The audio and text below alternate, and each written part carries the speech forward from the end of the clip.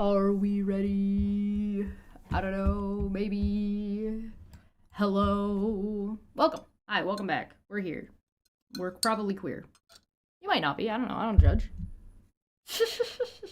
Listen, I'm not gonna poorly judge you if you're straight. It's fine. You're allowed to be straight. I hope everybody's having a good time. I got the new YouTube setup, so that's kind of cool. When I went to go stream on Dapper's channel a couple weeks ago, well, he was last week before, whenever he was away, his YouTube studio looked different from mine because I guess they were rolling out something nicer or newer or whatever, or maybe worse. I don't know. I haven't really gotten around to figuring that out yet. With dual streaming and stuff that he had available on his channel that I didn't get on mine, so I guess they were rolling it out to the bigger channels first. Which is fine. I'm not jealous or anything. It's fine, it's fine, it's fine. Alright, so today we're gonna do the second half of a 3-part video that FTFE or Craig has put out about feminism and a debate at feminism that he had at DebateCon, which was in the United States, which again, props to Craig for being brave enough to travel to the United States in 2025. And he didn't get iced. As far as I know, he is home now, safe and sound, and that is good. Good. Wonderful. Also, I don't know, something about something. We're in the discussion part. We're in the discussion part of the debate. I'm sure I had something else to say, but I've forgotten what it is. Oh, yeah, it might look a little bit different in the room. I have a ring light now. You guys know that I had a ring light before, and then I just stopped using it. Yeah, it's back. I twist-tied it with 4 twist ties to the camera, so now there's a ring light there. Oh, and if you are a member, there is a members-only video for you, which is me and my mother testing out some things. So if you're interested in that, you can go and check that out. I knew I forgot something. I forgot to open Blender for our bunny suit. Yeah, so if you're a member, you have access to that video already. That's something we're working on for the new year. So, and those will go out likely as members only videos first for a little while. There'll probably be a backlog of them, so you'll get them early, but that's okay. We'll figure that out in the new year. It's fine. Let's get started. I don't want to waste your guys' time too much with like announcements that are like more for a Monday. Let me just get this. Sorry, I really did just forget about the thing. The thing. I forgot about the blender. There we go. Ta-da! There it is. Okay. Let's get started. Oh, maybe goals will work this time. Maybe we'll be finally able to unleash the spice. They haven't been working for a little while. Unleash the spice.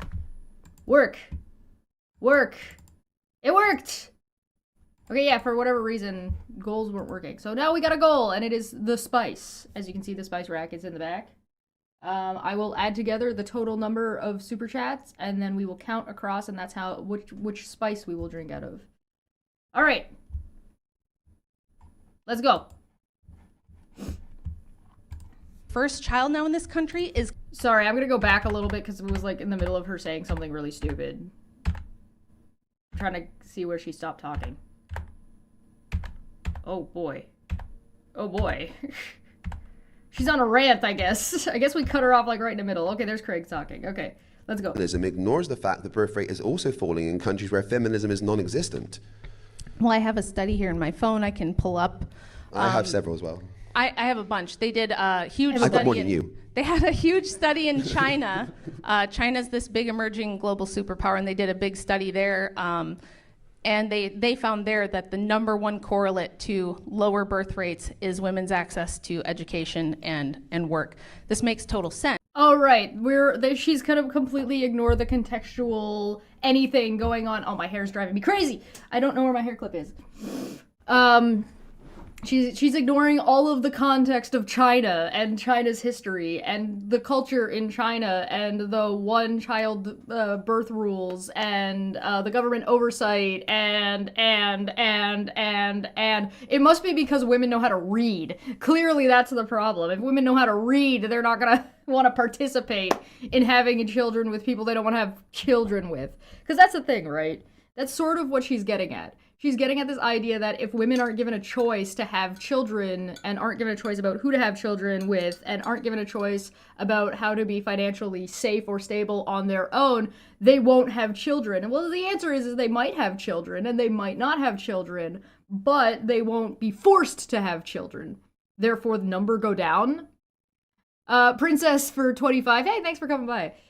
For the last 2 years, I've traveled in and out of the US as a Polish citizen. Every time I'm kind of scared, trying to look straight before TSA. Yeah, no, I hear you. Traveling right now in and out of the United States is a scary prospect. I get you. I feel for you. That's awful. That's not a good time. If you can avoid doing it, avoid doing it. There were things that contributed to falling birth rates before that, like the birth control pill and other, contraceptive methods, and then widespread acceptance and legalization of abortion. But that doesn't even account for the further drop we've seen in the decades since that. And what it is NGOs going in around the world to places like Africa, to places like Asia. And oh, right, this was when Craig had called her out during his time, like that he had like 15 minutes and he talked for like 2. And he said she's going to call this a CSI conspiracy. And then she did. Now she's doing that thing. Right. Pushing women's liberation there, pushing women to school. So this is another thing that we've done. We've subsidized women's education and we've pushed them into going to college around the world and told them, you can't have a good life without college. Children are a ball and chain. They're going to hold you back. They're going to be bad for you and make you vulnerable to abuse. So you need a college education and you have to go to work instead. And when we do that... I get a citation needed that because I don't think that's something feminism said. There is something to be said about education being socially... like higher education, like college being socially pushed and then it not, paying out the way that like was promised. Like you go, here's the life you live. You go to college, you get a good job. You go to college, you get a good job. Go to college, you get a good job. You go to college now, you're not guaranteed anything. You go to college now, you're not even guaranteed minimum wage with your college education, right? So it's not a feminism thing. It's a socioeconomic issue. Hawkskull, who's been a member for 66 months, says 5.5 years, yet Chesh still isn't a day over 17. I know, right? I know. What we see is women don't have babies. Why? It's super... If you want kids to have, or you want parents, like you want more mothers, you want more women to have more children, make college and workplace more accessible for people, for mothers, whether they're single or not. If you make school easier to go to, if you are or if you make kids more easy to have and less expensive to have and less inconvenient for people's careers and less of a, as she coined them, a ball and chain, if children are holding you back, or there's a threat or the idea that children are going to hold you back, why don't you do something to make it so that children don't do that? Like, having daycare at college, having easy access to childcare if you're still in high school, for example. What about if maybe you are somebody who's, I don't know, brain. What's the word I'm looking for here? You're career driven and career focused and you want to have a kid. And you can't because your career is going to look down on you or you're not going to get the hours in. You got to take a year or 2 off. And so suddenly there's a gap in your career and that looks really bad. But it shouldn't. It shouldn't. It should be lauded. It's very silly. So just, if you want people to have more kids, make children more accessible. Like make having children more accessible. Make it safer by, allowing abortion. So that way, if you get pregnant in a way that is not a viable pregnancy, you don't die. Because if you're dead, you can't try to have another kid. Go figure, right? Zelfer5 says lavender bunny suit. No, don't do this to me. And Princess for 25 said, I would avoid the United States if they didn't have all those national parks. My partner, we're both trans, and sometimes we're like, what the fuck are we doing here? Go to Canada. Canada has a lot of national parks that are relatively similar to the ones in the United States, and I would probably say that they're better. I don't mean to be I don't mean to be like in competition, but I'm pretty sure Canadian parks are better. Mostly because we have different regulations for taking care of the parks, that, you know, encourage it, you know, being better. You know what I mean? You know what I mean? Did I, like our rules and regulations and the way we take care of them are, but it's fucking cold. Yeah, in winter, go in the summertime. What do you mean? Come, you don't come. Just come and see. Just come and see. It's also really pretty at wintertime too. Come, take my hand. Be with me. All right, let me get these added to the goal. Let me just switch this over so I can, you know, read. Reading is hard, guys. Okay. Elmo's World. This is. Oh my god. Did it just. Was that me? Maybe it was me. Yeah, we got 84%. Oh man, we're so close. We're so close. All right, let's go. Intuitive. If you're spending your fertile years going to college and building a career, you're not going to have kids. If you do have kids, you're going to wait until you're in your 30s or later. So the average age a woman has... I still don't know why that's a problem. Why is it a problem that the average age that women have children at is higher than 25? There's this it's weird misconception about, like, people getting married younger back in the day, which just isn't true. The average age was only maybe younger by like a year, not like a big gap. Again, we're back to the problem is not about you're done. If you graduate at 18 and you do a 4-year course, you're done college or university. 18, count it with me. 19, 20, 21, 22. You're done school by 22. What's this giant gap of, oh, they've gone to college, and so now they're not going to have kids until they're 30? You're done! You're done by 22! And that's if you do 4 years. You can do college for 2 for a lot of courses. So where is she getting this jump to 30? It's almost like it doesn't have anything to do with the education at all, and it has entirely to do with the socioeconomic system that is currently prevalent in the United States and a lot of the Western world. As her first child now in this country is close to 30. It used to be 20. And we're seeing maternal mortality rates go up in the modern world for the first time since we discovered germ theory and antibiotics, because women are waiting until they're in their late 30s or 40s to have babies, at which point it becomes more dangerous. The risk to the mother and... I'm gonna super duper citation needed that. Yes, pregnancy can be more difficult when you are older, but the mortality rate in the United States, the statistic for the mortality rate in the United States for pregnancy is third world high. It's not like it's a high number. I encourage you to look it up and then compare it to other countries around the world. And we're back to the problem of there's other places around the world. You can't just use the statistics for the United States. Half of the reason also why the mortality rate has gone up in the United States is because half of you are fucking anti-vax, COVID deniers. So, like, a shitload of you died because your fucking crazy pedophile president told you to inject bleach. Why are you surprised that you're fucking dying? I don't know what to tell you.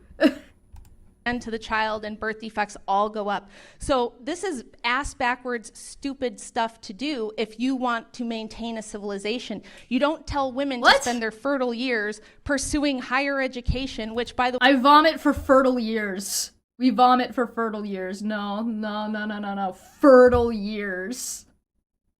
Yuck. Ew. This is, it's fucking... If you really wanted to be concerned about that, why aren't we encouraging more women freezing eggs? Because you can do that. That's a thing you can do. So, you could do that. Yeah, Feline makes a good point. There is some truth to it, but it only starts to take place at upwards of 40.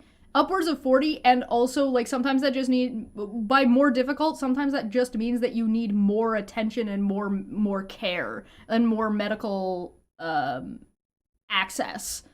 Not that it's like, oh well, you're 40 now, your body can't handle it, time to shut down. Like it doesn't quite work like that. It's just more stress. I'm curious, so I wonder if it's gonna affect if the millennials are gonna have like a weird blip in that. And the reason I say that is because for whatever reason, I think it's the microplastics. Millennials are not aging the way Gen Xers aged, and nor Gen Z. Millennials are just aging wacky. Maybe we got some like Y2K space beams or something, where we're all just not quite aging at the rate that is normal. We all look a little bit younger. I don't know what that's about. The way I think like 80% of the field of psychology degrees are held by women. So all they do is the same stuff they've always done. If you look at the jobs in 1920. What? Yes, exactly. Women have always done the same jobs they've always done, which is all of the jobs and whatever is needed and necessary at the time. You've just completely imploded your entire argument. What the fuck?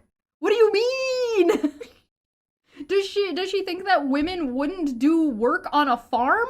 Because doesn't that kind of fly in the face of all the trad wife stuff? Oh my god, fucking emotional management.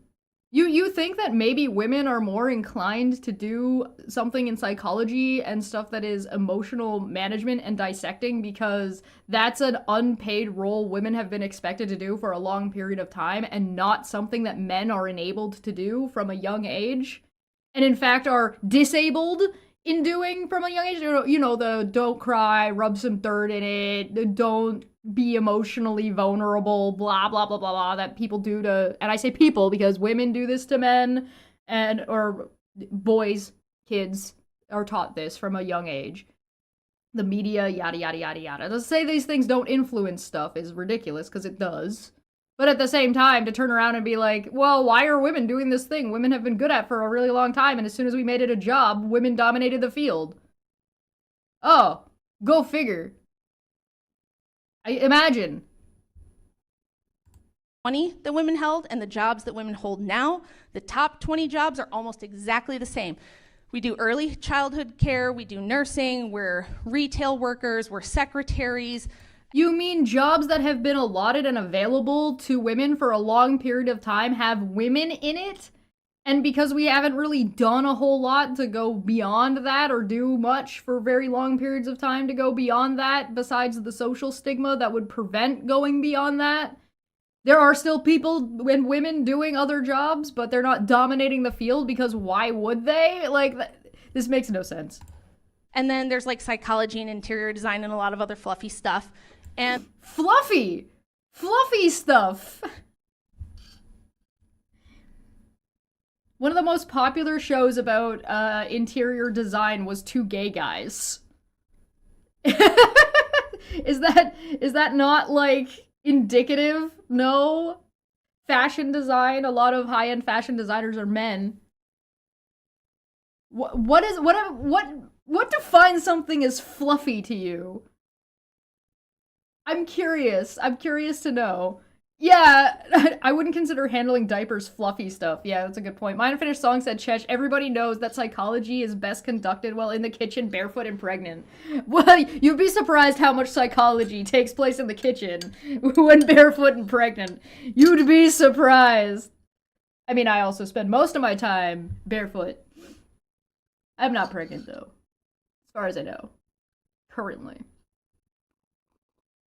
I wouldn't tell you guys if I was. You'd have to figure it out on your own.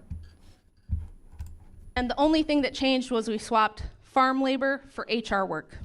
So I don't know about you, but So the women were doing farm labor? That's not man's work?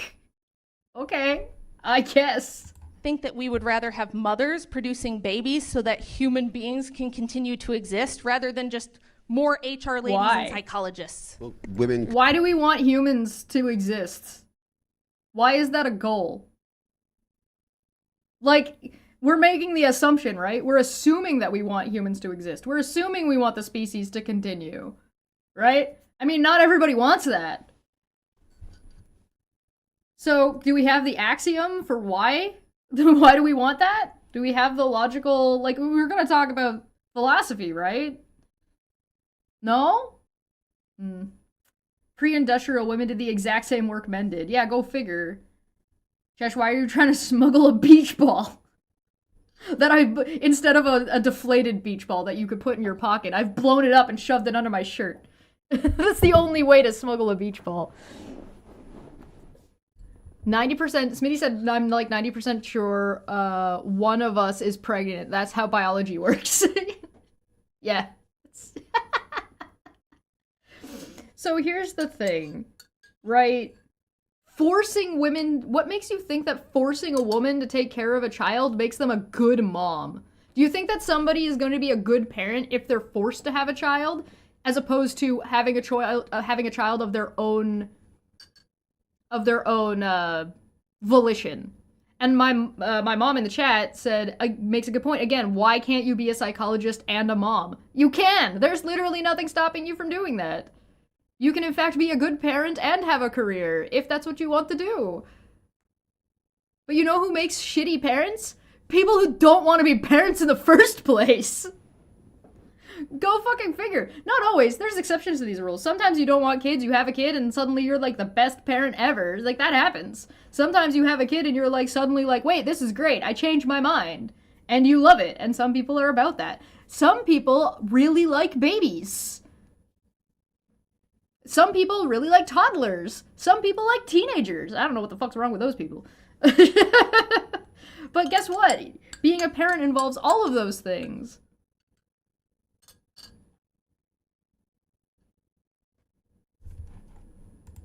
Can do both. Women can have babies and have jobs. My wife has Hey, worked most of Craig! her life. We had babies when 22 and 27, and she stopped work, went back to work, and there was no problem. I do agree with you that there's a falling rate of births. Now, here's a great thing. I am currently scripting a video which is basically debunking the claim that more babies equals better, because evolution would necessarily disagree with that claim. I agree with Craig on this one. More babies does not inherently equal better. The thing we need to be looking at right now, because our population is large enough as it is, we have enough people. Do we really need more people? We're already bad at resource management. Like, the reason we have people who have no homes and the reason we have people who are starving is because, one, we're bad at resource management, and two, we're greedy. Those are the only two reasons these things exist. If we weren't greedy and we weren't shitty at resource management, we would be fine with the number of people we had. Everybody would be clothed, fed, and housed, and it wouldn't really be an issue. But we're greedy and we're assholes. And we suck. So we have those things. Now, that aside, there is a biological thing, and I would recommend just checking out Craig's video. I'm sure it'll be better than anything I can say here. He's going to have a better grasp of it than I will. But from a social standpoint, a social evolutionary standpoint, right? What you want is sustainability. Sustainability is what you should be looking at, because you want to be able to maintain. Infinite growth is not good. Growth at times is good, and even decline at times is perfectly healthy and fine and normal. That's totally okay. What you want is sustainability. You want to plateau and then grow, and then plateau and then grow, because when you decline, you want to be able to hit that plateau that you've solidified across the board. You should do the same thing with the way you manage business, by the way. If you run a business and you want your business to be successful, you should look at the sustainability of your business.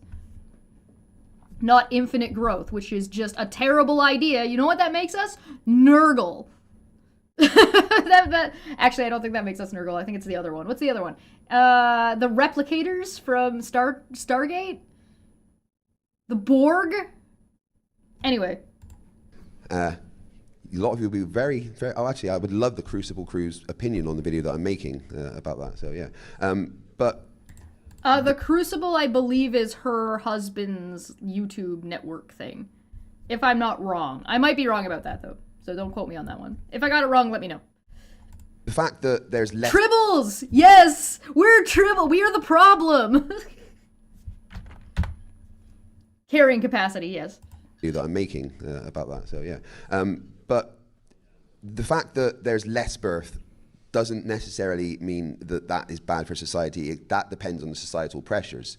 But linking women's rights to there now being less birth, it's not as clear cut as that. There's many other things that have influenced women to, have babies later that isn't necessarily. I would actually posit that not only have you done the correlation causation thing, which Craig said earlier, I would also posit that she has not demonstrated any tie between these two facts. She's saying this fact over here, therefore this fact over here, with no through line and no connector, just that it is. It's like saying more people tripped on Sunday and ice cream was on sale on Sunday, therefore the ice cream being on sale caused more people to trip. Now, that could be the case. It could be that, more people were out walking around to go get that ice cream, and therefore, but you need that you need that through line. That is, more people tripped because there were more people walking, because they wanted to get ice cream, because ice cream was on sale. You need those through lines, right? What she's saying is the birth rate is down because women have education, but there's no connecting point between those two things. Necessarily down to feminism, just wanting to have a life beforehand, and the men are involved in that decision as well. A lot of the men don't want to have babies that young as well as the women. The men still, in the study that I was looking at, still men are the ones that decide that, okay, we're going to start a family. And that decision coming from men is happening later on, not just the women wanting babies later on.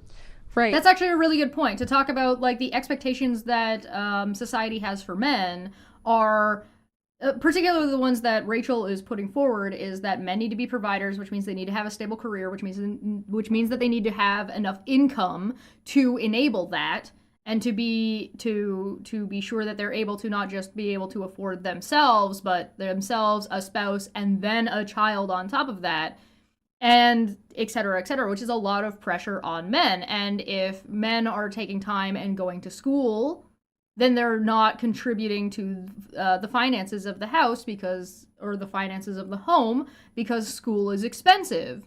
So if the father is going to school, and we're in this scenario, it's the man. If the man is going to school and then is coming into the relationship with debt, right? So let's say he's in debt with his car, he's in debt with school, and now he wants to start a family. Well, you've got debt on top of debt, and now you have to take care of a woman, and like another full person, and a baby, which is, in the process of becoming a full person, which is an expensive process. So, and that's not even including, like, the medical expenses of having a child, right? So, And so, at what time in their life do men feel financially comfortable and stable enough to be in that position? And that's going to depend on where you look. Again, this matters about where you're looking in the world, right? Now, if you want to say that having kids should be independent of your financial situation, very, very funny. You don't live in reality. So you said that more babies doesn't necessarily equal better. Sure, I'll grant you that. But what do you think is going to happen to places like South Korea, which are at a 0.7 birth rate? The average South Korean woman isn't even replacing her. Oh no, we're back to Asia. Yes, Asia has a birth rate problem. Correct. But it's not the feminism that's caused the Asian birth rate problem. It's not even all of Asia. Even calling it the Asian problem is wrong. That's not even correct. It's specifically Japan, China, and South Korea. And Japan, China, and South Korea have this problem because they use the government to put restrictions on people's birth rates. And then also massive societal pressures and legal pressures about who's allowed to inherit what. For years, history happened. And society happened. Oh no. Oh boy. South Korea has a particular problem where people are literally working 12 to 14 hours a day. Yeah, the work culture in Japan and South Korea and China is also a major factor. Right? A major factor, right? And yeah, in South Korea specifically. Yeah, no, feline is absolutely correct. So, like, This is not an issue. This is not a one-off issue. Like, if women just stopped going to school in South Korea, it's not gonna solve the problem. You know what I mean? Like, it won't, I doubt it would even impact the problem. Self, let alone being at 2.1 to 2.2, where you need just to hold the population stable. And I don't know if you've looked into what happens when... No, not stable, steady. Those are different things. You can have a decline, and you can have a decline that is safe. Some of the reasons why some countries have increased immigration is to help maintain that the number of jobs that need to be done and the work that's projected. Because part of this problem also, by the way, comes from economics of boomers taking money from future generations and shoving it into their pockets.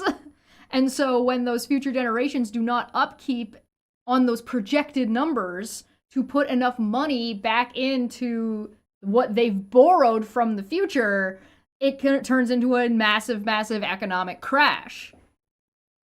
So that's an entire other factor when it comes to whether or not you're going to have kids. Another factor that has to come, that is a big factor that comes in about whether or not you're having kids, is what do you see? What does the future look like to you? Does your future look good? Does your future look bad? Does the future look good for your kids?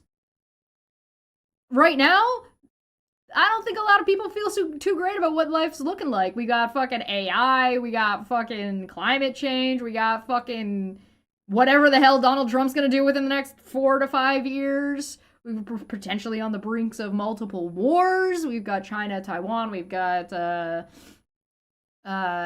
Russia, Ukraine, and Russia and Europe, I guess. You've got Palestine and Israel. You've got the United States doing economic terrorism to everybody, basically, including penguins. I don't know. Like, it's not a great like, things didn't look that great. You know what I mean? This is not encouraging for wanting to have a kid. And you have population collapse, but it's very catastrophic. We're looking at a future where we're not going to have enough young people to take care of older, aging populations, or hey, that's that thing I just said. To maintain the infrastructure we have now. Supply lines and supply chains are already suffering. We're already struggling to... I thought we were all getting the jobs replaced by AI driving robots. Why do we care?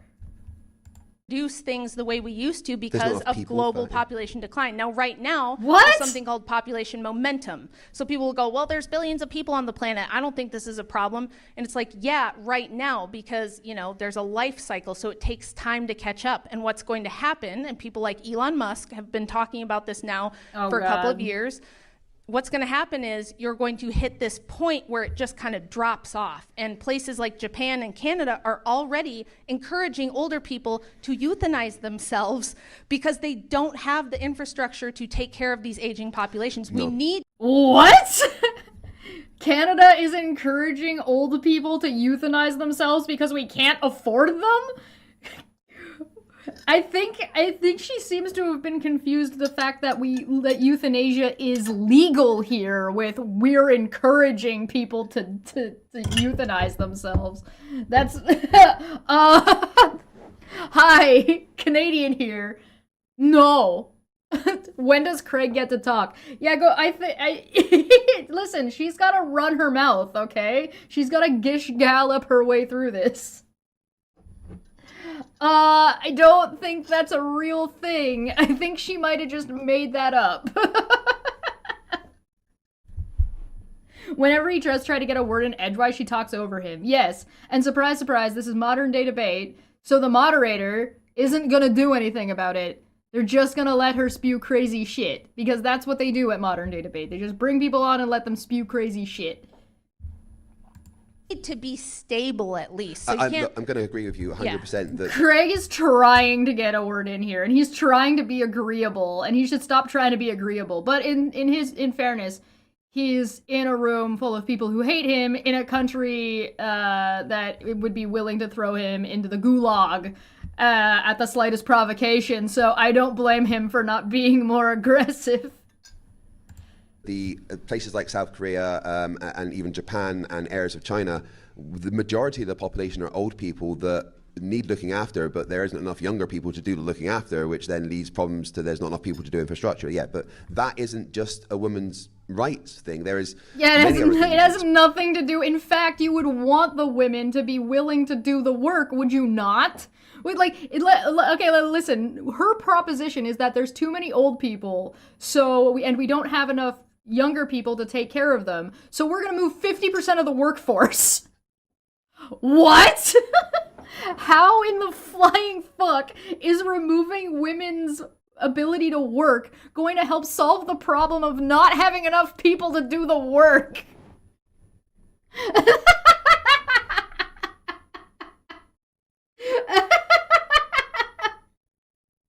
Huh? Excuse me? Jack up the pay for nursing home workers. Yeah, absolutely, yeah. Duh. If you want more people to do a specific job, make that specific job more appealing. If you want women to have more babies, make having a baby more appealing. The end. There's a billion ways you could make it more appealing. You could be like, hey, we're gonna pay you your salary for 2 years. So you get 2 years of just staying at home, taking care of yourself and taking care of the child and the home and establishing yourself and getting yourself all in those routines and blah, blah, blah, blah, blah, and sorting yourself out and having time and blah, blah, blah. And you don't have to worry about the finances because you're going to be making as much money as you would be making if you were still working. Done. There's one. Care packages. Make diapers free or something. Give everybody who has a child a pack of 12 reusable diapers when they have a baby. How about that? But what about baby food just being free in totality? Just make baby food free. It's like, oh, but then some adults might eat it, okay? And it's baby food. Who cares?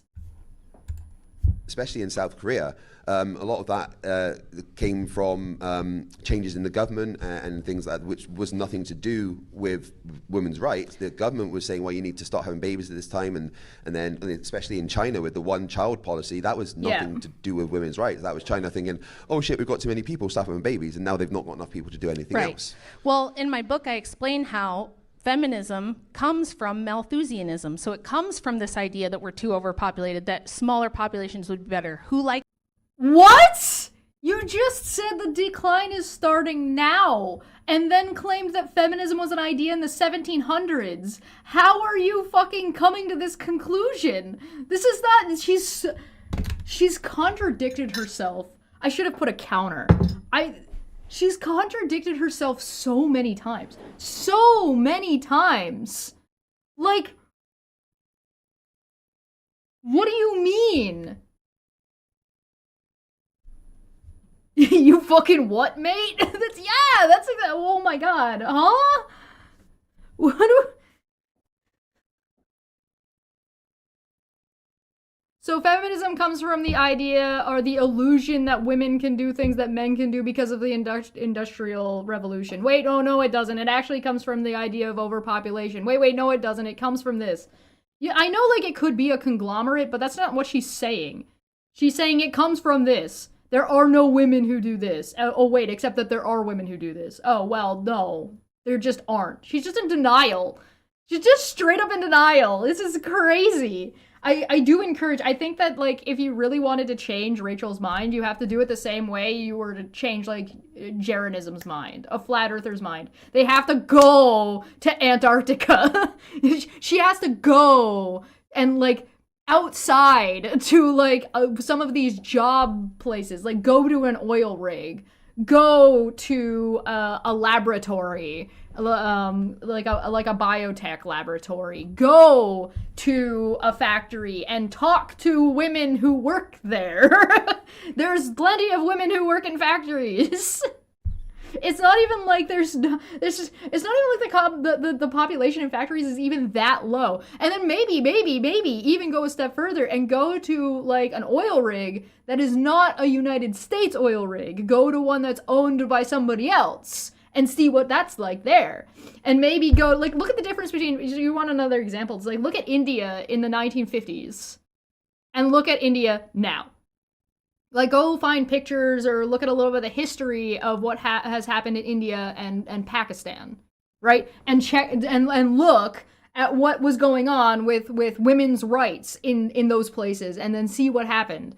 And then make the really, really obvious, really accidental comparison to what's happening in the United States currently.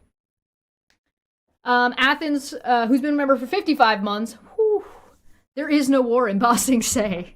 There's no war in Ba Sing Se. There is no feminism in Ba Sing Se.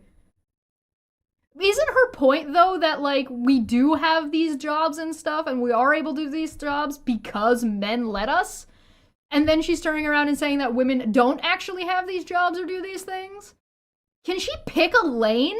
No, because it's all bullshit. She's just bullshitting. So she doesn't actually have a through point. She doesn't actually have a real position that she actually believes in. She just has bullshit, and she's got spaghetti that she's just throwing at the wall and praying it's gonna stick. Likes this. It's not a conspiracy theory. They tell you in their own writings, the elite billionaires, the same people that we were talking about, you know, technocracy yesterday, those same people who want like a technocratic future or a transhumanist future do want less people because they want a very small population that they can. Elon Musk believes that he can make more elite babies. Like, he believes that his own offspring are more elite than him and wants to have a bigger, smarter population of, like, his own seed because he's a fucking crazy man. Like, and then he, like, just abandons these kids, but his point isn't to take care of the kids. He's like, no, they're automatically gonna be better than everybody else because I produced them, so I'm off to go make more now. Like, what are you talking about, you crazy woman? What the hell? If you have to preface with, it's not a conspiracy, it probably is. Yeah, good point, Feline. Control, engineer, and manipulate. Those people are the ones that funded and pushed feminism and funded and pushed, literally created the birth control pill, and the same people who pushed to make abortion not only legal for the first time in the USSR under Lenin, but made it free and paid for by state hospitals up to birth with no reason given. And what happened in Russia is, within less than 20 years of that policy, they had 1 live birth for every 3 abortions, and Stalin had to outlaw it again to prevent catastrophic population collapse. So I don't know, but that doesn't sound true. If you want another example, by the way, Canada. Hi. Hello. We do things like free birth control. Hello. Hi. It's us, slightly north. That is false. Yeah, chat is telling me that that's not true. That doesn't seem true. But again, we're also correlating, like, birth control as if it's something that only women do, by the way. Birth control is something men do. Like, one of the most common forms of birth control besides the pill is condoms, and condoms have been around in functionality for, like, hundreds of years. Like, a really, really, really long time, birth control and condoms has been a thing. Probably not as long as, you know, spray and pray has been around, but, like, condoms have been around for a really, really, really, really long time. People and women have been tracking their fertility cycles for an incredibly long period of time. So birth control has been in effect for almost all of human society in some form. So to pretend that because we got a new toy means that suddenly, like, we're doing something we weren't doing before is fucking ridiculous.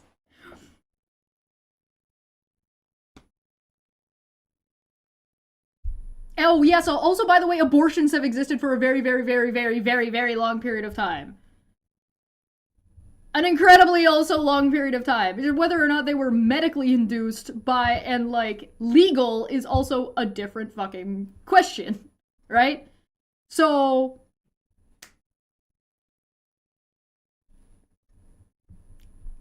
Anyway, non sequitur. This is a non sequitur. A lot of times when somebody's having an abortion, it is discussion between, like, assuming the pregnancy is not viable, right? Assuming the pregnancy is viable, right? Because there's not really much to talk about if a pregnancy is ectopic, right? If the child is not viable, there's not a whole ton of discussion about what you're gonna do about it. You know what I mean?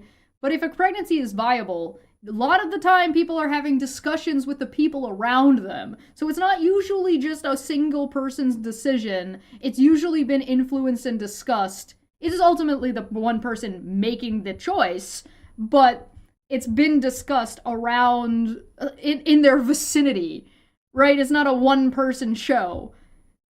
Takes two to tango, if you know what I mean. So a lot of times abortion is discussed amongst the parents involved. Not always.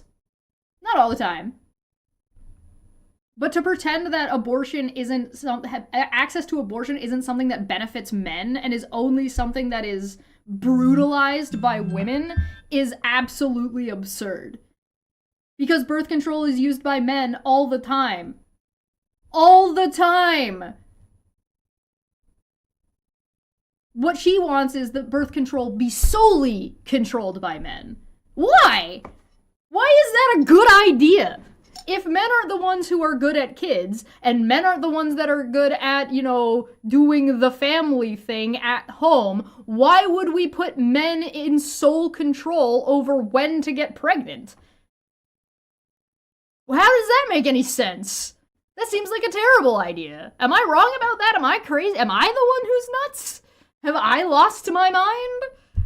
I don't know, man. So feminism is a death cult. It tells women that babies are bad, that being a mother is bad. You're not cool like the boss girls. You need to get out there and be something. Feminism does not say any of those things. There might be feminists who say some of those things. Possibly. But that's not what feminism is. That you need to do something with your life. Don't just be a baby factory. I've been told this my whole life. That being a mom. I don't believe you. I don't believe you at all. That's a lie. That's a You lie! Clearly you haven't only been told that your whole life. Mom is like this gross thing that you do if you're not good enough to hack it in the business world or you're not smart enough to go to college. To be fair, pregnancy is kind of gross. Like, it's kind of like there's a lot of ick that goes on with pregnancy, to be fair. There's an ick factor. You just have to make it worthwhile. Make it worth my while. I'll go get pregnant tomorrow. Make it worth my while. What are you gonna give me? I chose not to go to college and have kids, and even the normal, conservative women around me thought my life. The normal conservative women, as opposed to the weird conservative women, the not normal conservative women? Which ones are the normal conservative women? Please tell me. I would love to know. Because I feel like they're probably not the ones you're talking about. Feline said that they cannot find a single source stating abortions until birth under Lenin in the USSR. $5? Yeah, sorry, $5 isn't gonna cut it. All right, give me your best offer. Life was over. They thought I was making this huge mistake and I was never going to recover. You might be able to convince me to have a kid if you whip out a Black Lotus. That might be convincing. There are magic cards that might be worth getting pregnant over. The fact that there are the One Ring. You got the One Ring, bud? That might be worth my time.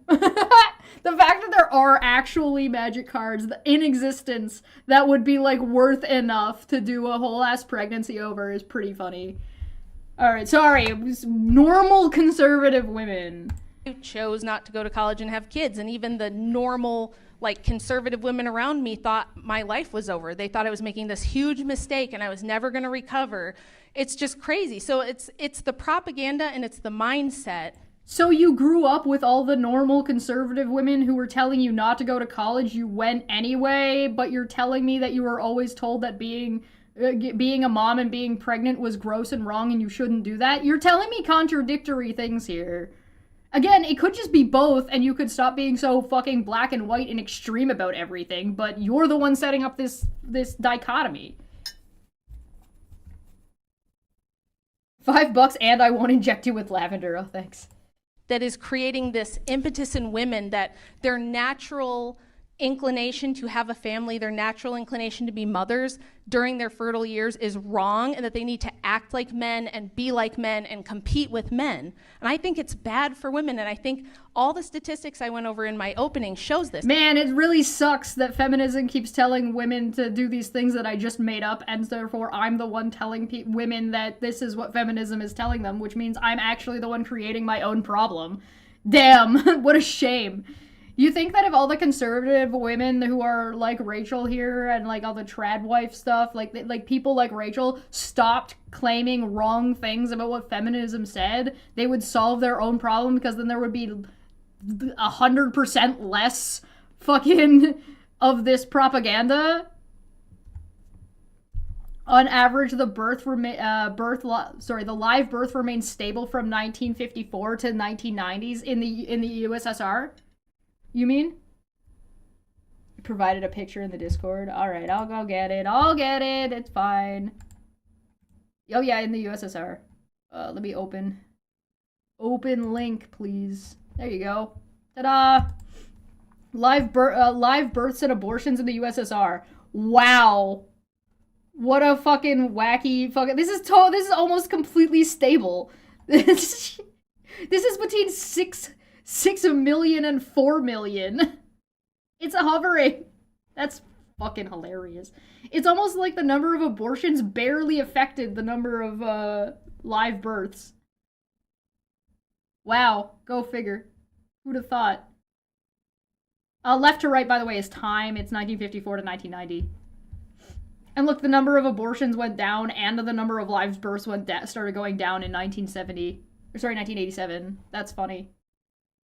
It's almost like they trend together for some reason. Except for this weird little spike, which looks like, I think that's this little spike here.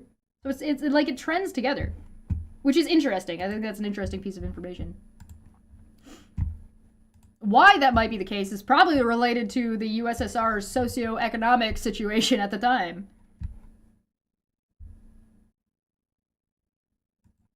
Can you show me any metrics by which you think feminism has delivered on its promise to protect women and make life better for them? Financial abuse.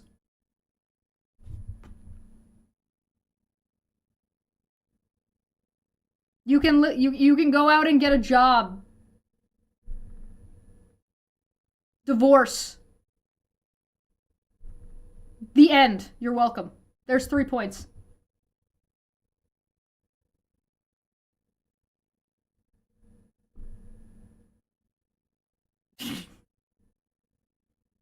I don't know what else to tell you.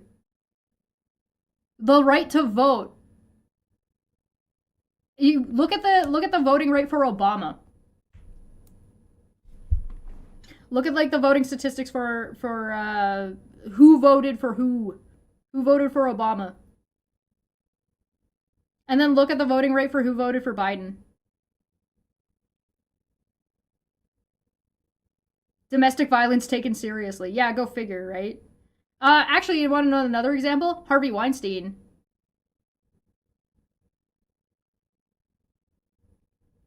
Harvey Weinstein, Bill Cosby. There's more examples, but do you really think any of those cases would have been taken seriously if you had zero feminism? One of the reasons why it took so long to even deal with them is because of the lack of feminism. It's because it was the power dynamic. Trump is actually a fantastic example of women being able to protect themselves. Trump's ex-wife wrote in a book how he assaulted her.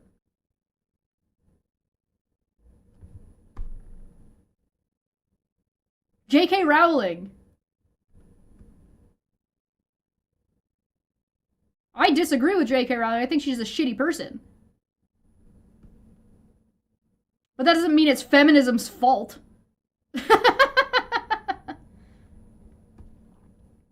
Unaccountable power leads to abuse of power? Yeah, go figure. Go figure. Absolute power corrupts? Absolutely. How about the current president of Mexico? Claudia. No? No? Damn. What a shame. Andrew Tate. Yeah, Andrew Tate. That's a good example. Yeah, Andrew Tate, Trump, Harvey Weinstein, Bill Cosby. These men are brought down because feminism exists.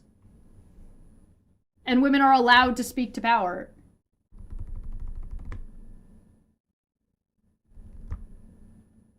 Thatcher? Yeah. Yeah. You can go back, you can talk about, like, Agatha Christie. You can talk, what's the author's name of Anne of Green Gables? What's her name? I don't remember.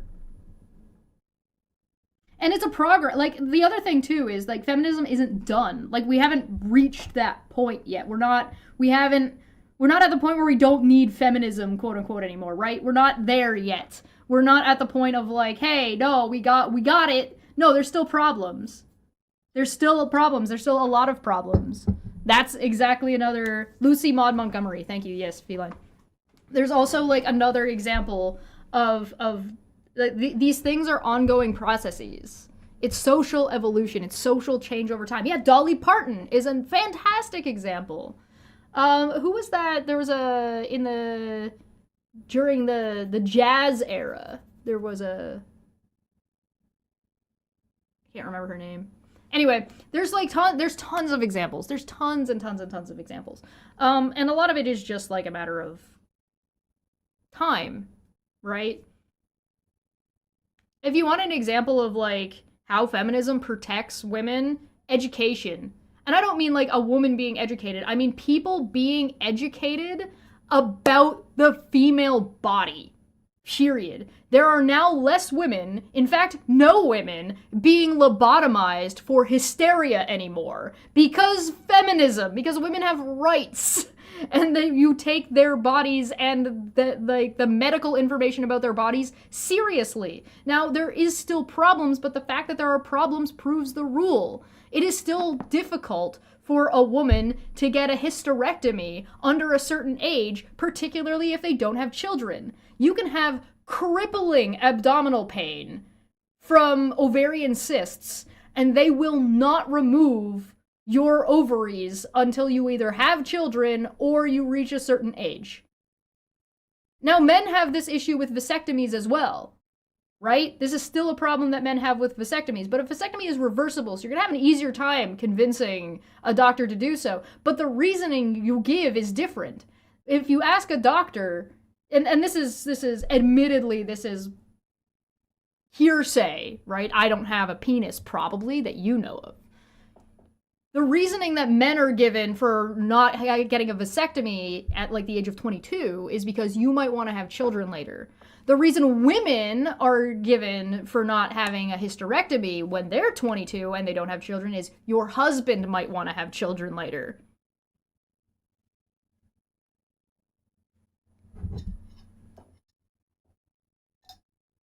This is commonplace. This is why we need things like feminism. This is why we need this stuff. This is why this stuff is an ongoing process. It's never going to be perfect. Right? So don't worry about it. Like, it's fine. But it's just, even where is the clit is a perfect fucking example of you should probably know about women's bodies. Just a little bit. Even just a little bit. Just the knowledge that women have that about male bodies versus the amount of education that men have about women's bodies puts men at a massive disadvantage. And that's no good. That's like one of my favorite clips, that, like, little TikTok-y video that I ever saw was, it's adorably wrong, and it's like, wow, that's the whole problem. And it's this, the girl asked the guy to go out to pick up pads with wings. And the guy shows up with a package of pads and a box of chicken wings. And it's like, yes, but also no. And I'm like, this is the best mistake I've ever seen in my life. And it like clearly the guy has no ill intention and clearly just completely misunderstood what he was asked. It's like, you have failed successfully. That's wonderful. It's great. But oh my god. Unreal. Anyway, you're welcome. There's all of the things. It makes society better. Oh, here it is. It's so cute. You got your pads, and I got your wings. Okay. Why wings? Why do you need wings? What do you mean? You say you want wings, pads and wings. Pads with wings. Yeah, pads with wings. No, pads with wings. What do you mean? Who's on first? No, I mean pads with wings. That's literally what I got, and I got 36 of them. I got 36 of them. 36 wings? I was wondering why you got me so much. I thought you were But just thank really you. hungry. Yeah. No, I meant 36 pads with wings. I got a couple of extra pads, but I did get 36 wings. Just, wings? No, Chicken wings? no. Pads with wings. The pads have wings. So if you buy pads, you get wings. No, you don't get wings if you get I'm so pads. confused. Pads and wings. You're hungry. I'm happy. Thank you. Okay. He starts getting defensive, and she's just like, I'm happy, thank you. But he's still just wrong. It's perfect. Mwah. Adorable. Wonderful. Wonderful. He did nothing correct, but he also did nothing wrong. All right, go on. I've actually got a bunch of studies on here. Oh my god, there's so much on here. So I wasn't expecting that very specific question. Right, rather than get into looking through my data to find that specific note, can we kind of look at the larger issues? I would gladly get that data back to you. In fact, I still owe Andrew some data from the last one, to be fair. All right. Well, I mean, we just went over the fact that, they pushed no-fault divorce.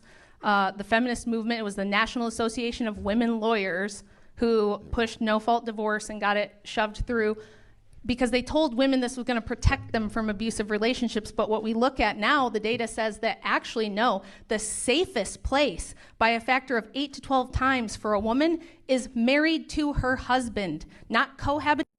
Hey, guess what? What are we in danger? What are women in danger of? What's the danger?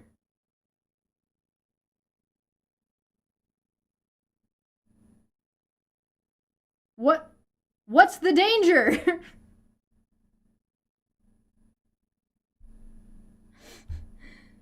It's survivorship bias. Yeah. That's a good point, Feline. Survivorship bias is pretty big. Oh boy. Cohabitating with her boyfriend, not being a single lady and flying around having champagne brunch and going to Dubai, those situations make you more vulnerable to abuse than marrying a guy. So that didn't work out.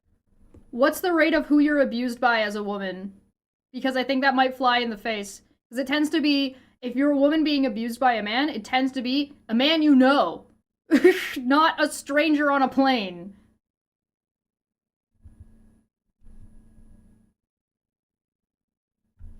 Oh, I do have chat set to top chat. I do. I fixed it. Oh, Okay. So I'm just trying to get over the death cult claim, that one. Yeah, that's a good one. Craig is getting a little bit flustered here. Well, flustered is maybe the wrong word. He's trying to pull up his notes because she's gish galloping him, right? She's just throwing a bunch of claims and throwing a bunch of like bullshit to try to make it more difficult for him to address each point. You'll notice she's not sticking to one thing. She's just jumping through hoops and expecting Craig to like take all the hoops down and dissect all the hoops when that's not possible in a debate setting. She's just doing a gish gallop. A cult isolates you, restricts your freedoms, stops you learning, controls your choices, punishes dissent, demands You mean like the thing she's describing we should be doing to women? obedience, reduces your autonomy, and treats people like property. that kind of sounds like your worldview, not feminism. Yeah, Craig, let's Feminism go. is kind of doing the opposite. It's giving you rights, giving you freedom, giving you choices, giving you education, Right. letting you vote, letting you leave abusive men if you want to, letting you work, letting you have your own property, letting you exist as an actual fucking human being. So did we not already So before, so he's right. He's right. This is what I mean when I say people like Rachel are anti-choice. They're not, it's not pro-life, it's anti-choice. It's pro-oppression, is what it is. establish the fact that women were allowed all of that before No. they got the vote? Before No, they weren't. No, you're leaning really heavily on the word allowed. You can get an abortion before abortion was legal. That doesn't mean you are allowed to get an abortion. So what do you mean when you say allow? What are you talking about? feminism became the dominant thing. Elizabeth Cady Stanton dominant and Susan thing. B. Anthony, the two major figures in women's suffrage, both say women could own property, women could be educated. Women have had higher literacy rates in this country for a long time than men. And again, I'm gonna citation needed that. I don't know about that one. I'm not sure about that. I'm gonna, she's saying a lot of things. this is a framing problem. So we're acting as though men always had all rights. They did not. Most men never got. No, we're not. We're not acting like that. Nobody said that. Nobody said that anywhere, ever. No, especially not in this debate. Did Craig make the claim that men always had all the rights all the time? No, he didn't make that claim. So who's this we you're talking about? This is not part of the conversation. This is the third time you've tried to shove this in here. And it's framing based on this thing that nobody's talking about. Huh? past fifth grade education. No, agreed. Until recently, because they were meant to be cannon fodder in wars, or they were sent to the mines, or they worked on the Meant farms, to be. where they have far higher instances of death on the job than women have ever had. Still the case to this day. You're far more likely to die on the job than a woman if you're a man. Only men can be drafted, right? So it's still men. Isn't this oppressive to men? What? Yes! Yes, it is oppressive to men! That's what feminism is about! That there's no reason for these odd fucking gender-specific fucking...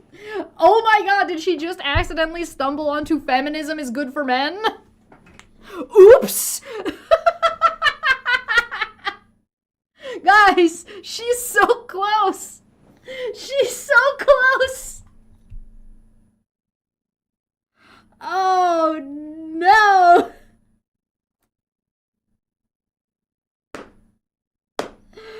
Oh no.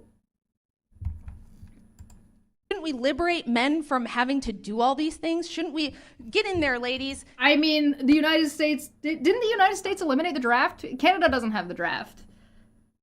I think there are exceptions, there are laws that we could put a draft in if we wanted to, but from my understanding, especially if you want to go back to when drafting was a thing because there was a world war going on, during World War II, Canada drafted one time in the last couple of weeks, or the day before.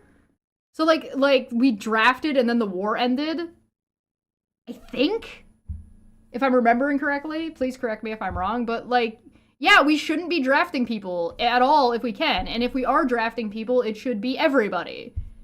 Right? You get in there and you fight the wars, and you run the farm equipment, and you run all the dangerous... Women aren't saying that. That's not women saying, hey, men, go do this thing. I don't wanna. It's women being kept out from doing those things. And now you're saying women being kept out of doing this thing is women oppressing men? Huh?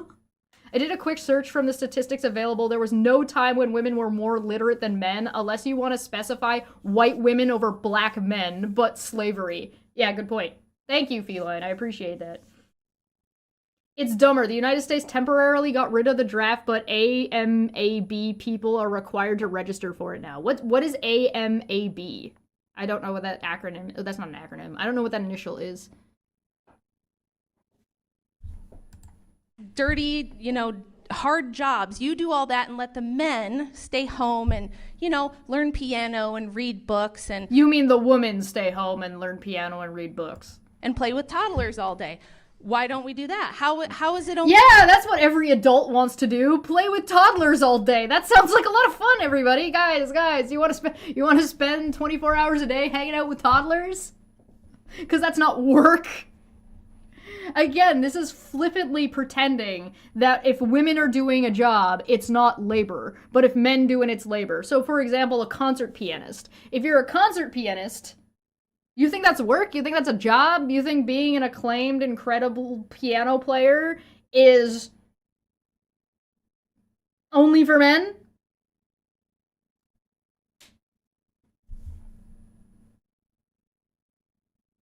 Assigned male at birth. Oh, okay. So the U.S. temporarily got rid of the draft, but all men assigned at birth people are required to register for it. That is really dumb. Why the fuck would you do that? That's so stupid. Stop doing that. Cease. Desist that thing. That makes no sense. only that women are oppressed? But we don't have to force an entire. The point is choice, Rachel. If Nobody's saying only women are oppressed. It's not an either or issue here. Women having more rights doesn't mean men have less rights. Whether you did feminism or not, these men were already oppressed in this way. Like, whether or not women were allowed to fucking go to college didn't suddenly mean that men weren't drafted in war. These aren't... Feminism helps men by allowing more access.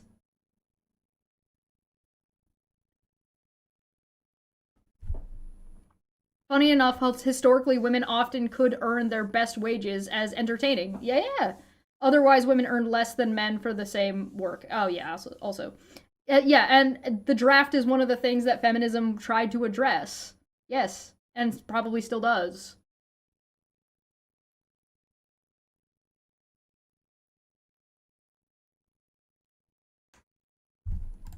There was choice before feminism. We've established right, this. But here's the thing. Here's my point about that. Yes, with the... Yes, but there was choice before. The choice doesn't go away because the law in society tells you can't. Asshole. Just because the law says you can't do... I'm not allowed to commit murder, but that doesn't mean I don't commit murder. I'm not allowed... Or that I'm not allowed to commit murder, as in there's some kind of, like, physical thing that's stopping me from doing it. Right? Men aren't allowed to beat their wives. That's assault. Does that mean men aren't beating their wives? That no man ever beats their wife? No. Like, this is actually insane. Like, her way of thinking is not only shallow, but, like, incredibly... Is naive the word I'm looking for? It's, like, just doesn't have a basis in reality. It's just imagined. Like, there's no... Like, well, if we look at this thing, then that thing, and therefore this thing, but none of the axioms are true. If the law was the defining factor about what people were or were not allowed to do, or if it wasn't, I can neither confirm nor deny that I have ever committed a murder. A lot of the things about feminism that people say are wrong, and you're right that education rates even for men back in the time were lower. It's like when people that aren't... No, Craig, she's not right. Stop giving her things that she's not right about. Make her pull... You are looking at your phone to pull up citations. Make her pull up the fucking citation. Stop granting her things just to get to the point, because she's still just wrong. You don't need to grant her anything. Stop doing that. Does Rachel think that marital rape is not a thing because they were married? Probably. I would suspect that yes, that she would fall into that camp where a husband can't rape a wife. Notice how, by the way, if you want to talk about, like, the problem with framing, the fact that when you're talking about marital rape, you're almost always talking about a husband raping a wife when there is nothing that precludes the rape from happening the other direction. It's just not really talked about. That's a problem. That's a problem about equality and equity. that feminism tries to address. She would have to ask Andrew if it is or not. Yeah, she'd have to ask her husband if marital rape is a thing. He's steel manning her argument to annihilate it. There's a difference between steel manning somebody's argument and saying, I agree with this untrue thing that you said. If he said, I agree with you and you're right, let's take that you're right about this hypothetically for the sake of argument. If he said hypothetically, I wouldn't give him any sass for it. But he's not doing that. He's saying, okay, yeah, you're right about the statistic, except she's factually not correct about the statistic. Now, Craig might not know offhand whether or not she's right about that statistic, because that's what she's trying to do. She's trying to throw enough shit to get something to stick, to find something that Craig doesn't know the answer to, right? That's what she's trying to do, and then trying to be on that sticking point so that way he can't argue that point. So that's why he's shifting, right? But he doesn't, to do that shift, he doesn't, one, need to know the answer, and he doesn't, two, need to know he doesn't need to know the exact statistic, right? But he doesn't need to sit there and say, you're right about this, because she's not right. She's factually not right. But I suspect that Craig doesn't actually know whether she's right or not, and is just agreeing with her for the sake of being like, I agree with you, but you're still wrong because of X, Y, and Z. But don't say the I agree with you. Take the I agree with you out. You don't need to do that. Not only do you not need to do that, but by saying she's right or you agree with her, you're giving credence to her statistics or her numbers or her facts, and those facts are not correct. What he should say is, I don't know about that statistic, but if what you were saying is true, then blah, blah, blah, blah, blah. Right? That's the direction you would want to go on. Because then you can hypothetically take it on board, destroy it and why it's wrong, without giving her any purchase in the discussion. And Orthodox misused the Bible, like, oh, this is what we should read it, when it was literally just the top level of Christianity that was supposed to read the Bible, and that for teaching purposes, right? But now we live in a world where it's very different. Nowadays, everyone has the ability to every bit of human information at their fingertips. Women can be just as smart as men now, and now we live in a world that is different from before. So now, why don't we just give women the choice to do what they want whenever they want? I'm going to nitpick the language a little bit. Women could always be just as smart as men. They just didn't have the accessibility. But that's what Craig is getting at. Craig is getting at, like, now women have just as much access to information, and because women are just as good and just as smart, they can learn and utilize and access that thing the same way any man can. Which he's right. Back to your point of, well, they had their choice back then. Yeah, but a lot of men would say, no, you're not allowed to do that. And what feminism has done is it's softened a lot of men and realized that, well, which isn't good in every single way, I will agree. Yeah. I'm not for wokeness, just understand that very much triggers the fuck out of me. But the fact that women now, if they want, they can go and do these big hard jobs because the tools already exist. And men aren't going to go, no, you shouldn't do that, stay at home. That is what has changed, rather than just the legal right to do the thing. Does my point come across? I'd be curious to know what Craig means by softness. Is softened men? I'd be curious to know what, I would want an elaboration on that. Just, now I'm a little bit curious. But, I don't know what that means. Like, what does that mean? Because that, to me, sounds like... I don't... To me, that sounds like an issue of men... What is it? What does he mean? Have softened what? Towards women? Have softened to, like, are more open to something or another? And what about that makes it...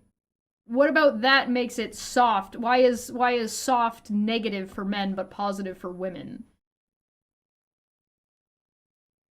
This is a language issue. This is a language question mark. I don't know what he means, and that's part of the problem.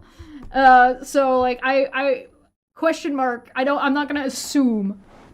I'm not gonna assume that he means anything bad by it, but I don't know what he does mean. So I'd be curious about clarification. I can ask him. I'll ask him at another day. They've softened their misogyny. Men have softened their misogyny, but then he turns around and says that's not always good. I don't know. I don't know, man. Girl, I don't. I'm not sure what he means. Yeah, all of those words together, being soft and being woke, is not good. Like I'd be curious for an elaboration from Craig on that. I'm not gonna jump down his throat on it because I don't. What do you mean? What does this mean? It's a bit. It's kind of. But I don't know. We'll see. There? Yeah, it does. But again, it's based on a huge lie, which is that Okay. women could do these things without men. So you're basically like, well, but men are allowing all this, and it's like, yeah, men are the ones, like, it's all an illusion. This is what's so insulting to women. Governments around the world prop up, certain, like, pushing women into STEM, subsidizing their education, putting out all this propaganda telling them that they're not strong and independent, that they're going to be a loser if they Oh, hold on. We need censor Dapper. I forgot about that. Let me go find him. Dapper, censor for me. Thank you. choose to just be homemakers or be wives or submit to their husband, like that. This is bad, right? This is what's actually oppressive to women, because it's all built on this idea, oh, well, now you have a choice. No, first of all, you had the choices before. You could speak. Then what's the problem? If women already had the choices before, then what is your issue? If you're saying that women already had these ideas, or women already were able to do those things, and feminism has ostensibly done nothing, so what is the fucking problem? Subsidizing something means giving people options and making those options more accessible.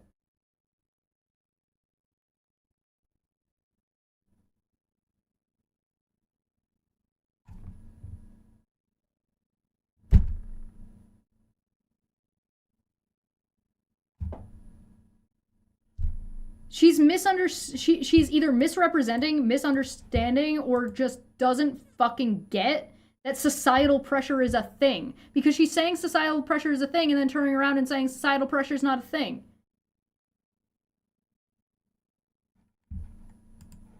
Publicly as a woman, this idea that you couldn't in the West, maybe under Sharia law, but that's an Islam problem. It's not a. Oh, God damn it.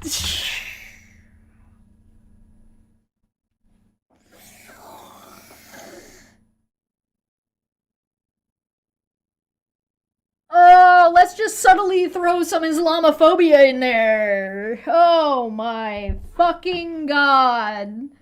Holy shit.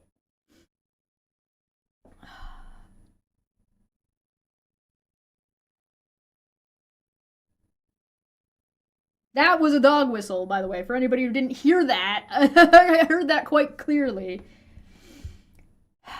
It's not the Sharia law or the Islamic law that's the problem. It's the theocracy part that's the problem. A theocracy that in current United States is a theocracy that is trying to reinstill itself, but it is not Islam, it's Christianity.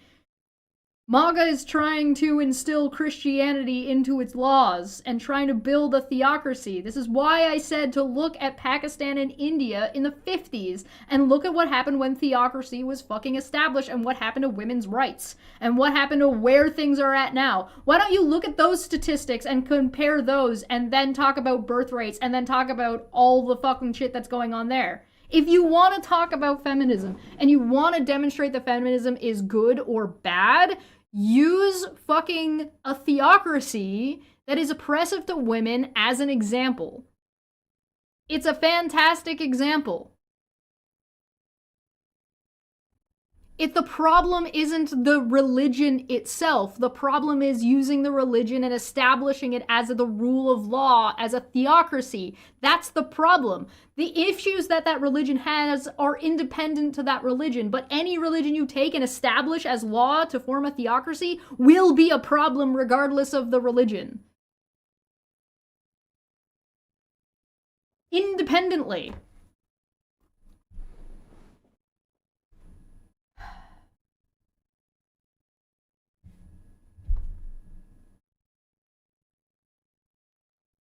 Using like the same thing is happening in Israel. Why do you think they're fucking... Nope. Nope. Nope. So much nope. Patriarchy problem. It's not a male problem. It's not men.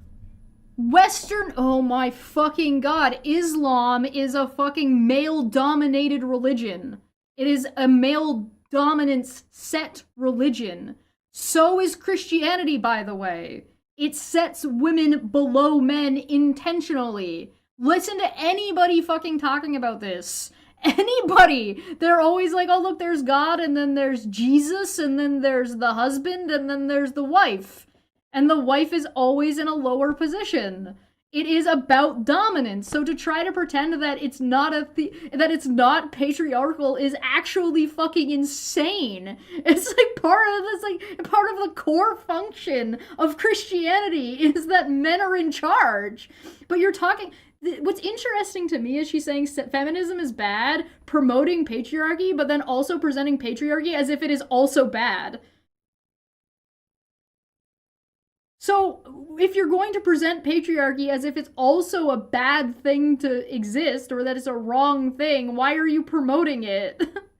How about to say that feminism is bad, you explain to us a couple of reasons why you think and argue for patriarchy? How about that? How about give us a fucking argument instead of just trying to poke holes in things that nobody's saying? Stop trying to light your straw man on fire and build us a fucking argument. And oppressing women specifically. We could do these things. We were allowed to do all kinds of things. There was nobody not allowing it. They didn't just legislate that women are second-class citizens. This is all garbage rhetoric, and it's all lies.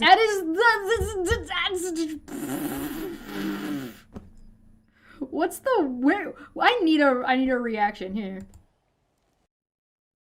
Oh, it didn't play. You keep using the word. I don't think it means what you think it means. You keep using that word. I do not think it means what you think it means.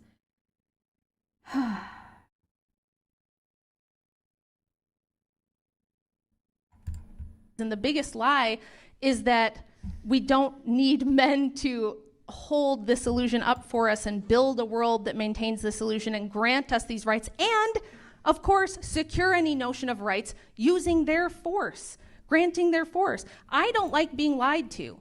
I don't like being patronized in this way. But you seem fine to be patronizing, and you seem fine about lying to people, like your lie about the USSR, and your lies about the abortion rate, and your lies about what feminism even is. Again, her argument has now shifted to we don't need men and never did need men. Therefore, feminism has done nothing. But feminism is a big fucking problem. You could split her up and she would argue against herself. Princess for 25 said, thing bad. Thing has no effect on society and useless. Pick a fucking lane, lady. Yeah, no, that's exactly what it is. That is exactly what's happening. It's either the worst for society or it has no effect at all. This is fucking insane. I hope Craig picks up on this. I really do. Told that I'm equal with my husband. I can do everything that he can do. I should be more like him. That if I decide to, Nobody's saying that. In fact, I've seen your husband do some of his talks. I don't think you should be like your husband. In fact, would recommend that most people do not be like your husband. It's not where you're doing that thing where you're flipping again a societal expectation and a societal change to societal norms versus an individual. But guess what you're doing? You're debating like your husband. You're writing a book. You're podcasting. You're speaking on issues. You're doing the things that your husband does.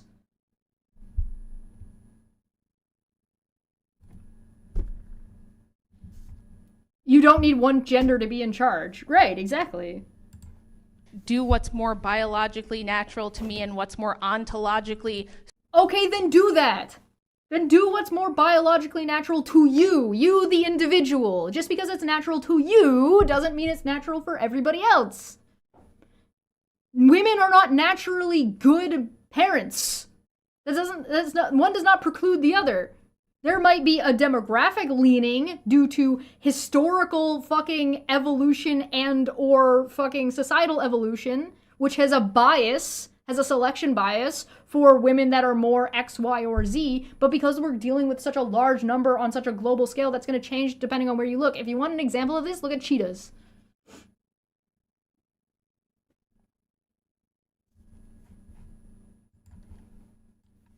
Stupid bitch.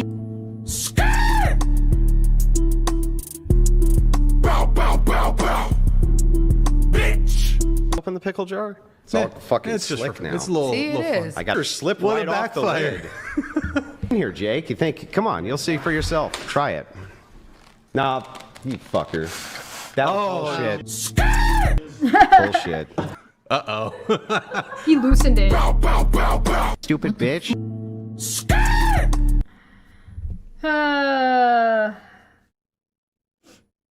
Pickle jar. That's why we really need men. Opening pickle jars. Biologically natural. Why are you wearing makeup? Why are your nails done? Or does that feel biologically natural to you? Why are you on a camera holding a microphone? Is that biologically natural to you?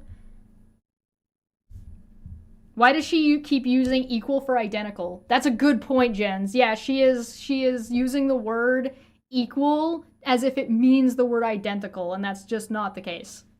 Or like, and equality and equity meaning synonymous or the same. And it's like, no, that's not. We all acknowledge that there are differences in gender, but like, so what? It doesn't preclude things. She has yet to identify a single thing that biologically assigned male at birth man can do that a biologically assigned woman at birth can't do. There's only one thing right now that people who have the biological plumbing of a woman can do, or of, I should say, biological plumbing of the female of the species can do, that the male of the species cannot do, and it is carry a pregnancy. That's the thing that the fucking group she's arguing against can't. Tell you what, women get all of the things and women get none of the things, and the reason is because we can pop out a baby. The end. Because we're the ones who can do a thing that the other group can't do.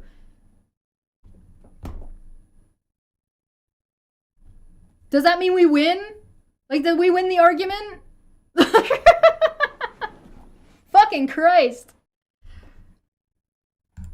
Suitable for me is that's bad. By the way, she just brought up ontological. She just brought up the term ontologically, and I'm gonna throw something. Don't. Stop throwing buzzwords like they mean anything. Shut up. There's a big thing we're missing here, which is that most women don't want to do this crap. None of the women. He makes a good point. I'm pretty sure there was a documentary about Arnold Schwarzenegger getting knocked up. With Danny DeVito, too. Fantastic.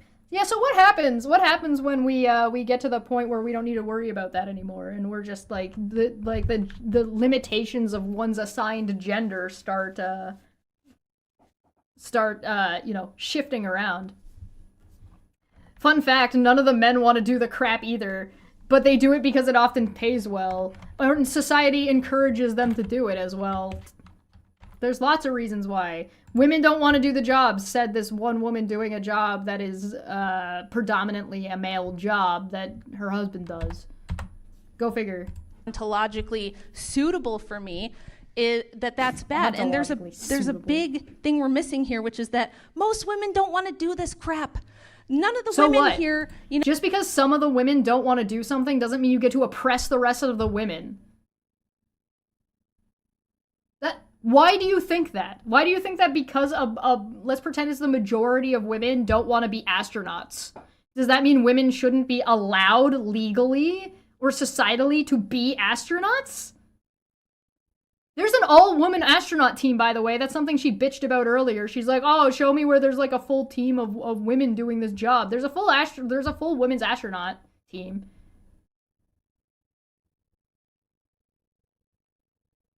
Most women don't want to go to work. Yeah, most people don't want to go to work. Go figure. Work sucks. You know, as little girls, we're like, you know what? What she's describing is a problem of capitalism, not of unregulated capitalism, not a problem of feminism.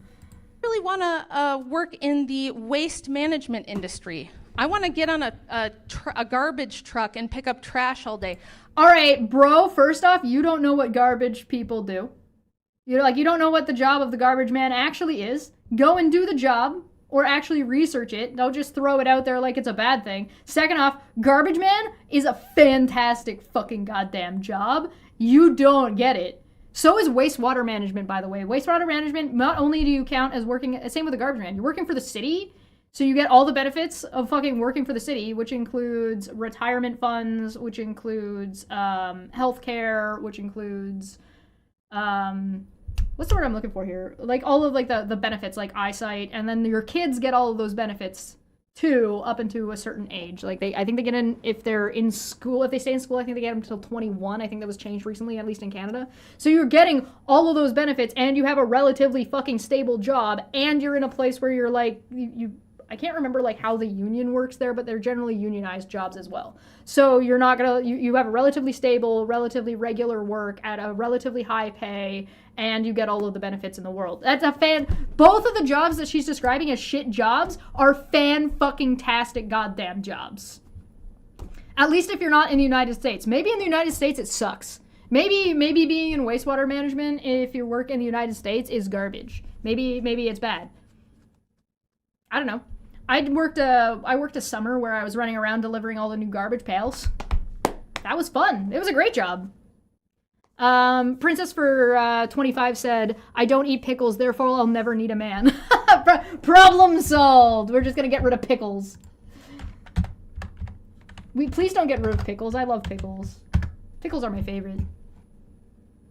Garbage collectors in the UK earn really good money. Yeah, go figure. I'm a trans woman who takes out garbage for a clinic. Taking out trash isn't that bad. Yeah, go figure. I don't know why. I don't like that this is a common thing, because like it's like, oh well, go get a college education or else you'll be a garbage man. Go be a garbage man. What a great job. Don't tell people that. Good God, what the fuck are you doing? Yes. What? I want to get in the sewers and, clear out rats and clogs. Do men really want to do that either? What? Oh, there you go, Craig. Men don't really want to do that either. Yeah, exactly. It's a job that needs to be done. Have you ever watched the show Dirty Jobs? Like, I feel like this woman just doesn't know what she's talking about, and she just has a fantasy, and she's trying to argue about the fantasy that doesn't apply. Do men really want to do No, that? but this is the thing. Men do because why? Duty, because society says... She agrees that men don't want to do the job. So if there's some men that don't want to do the job, men shouldn't be allowed to do the job, just the same way that if some women don't want to do the job, then women shouldn't be allowed to do the job. So now nobody's doing the jobs? Then society collapsed because nobody's allowed to do the jobs? Do you think that if women are allowed to be let's pretend women aren't allowed to be painters, like they're not allowed to paint the interior of houses for whatever reason, does that mean a woman's not going to paint her own house? No.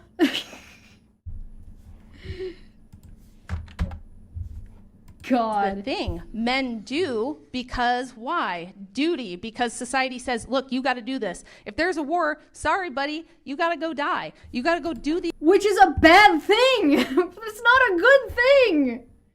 It sounds to me like she just wants to do nothing and oppress men, but presented as if the men have all the power in the situation, which is low-key kind of funny.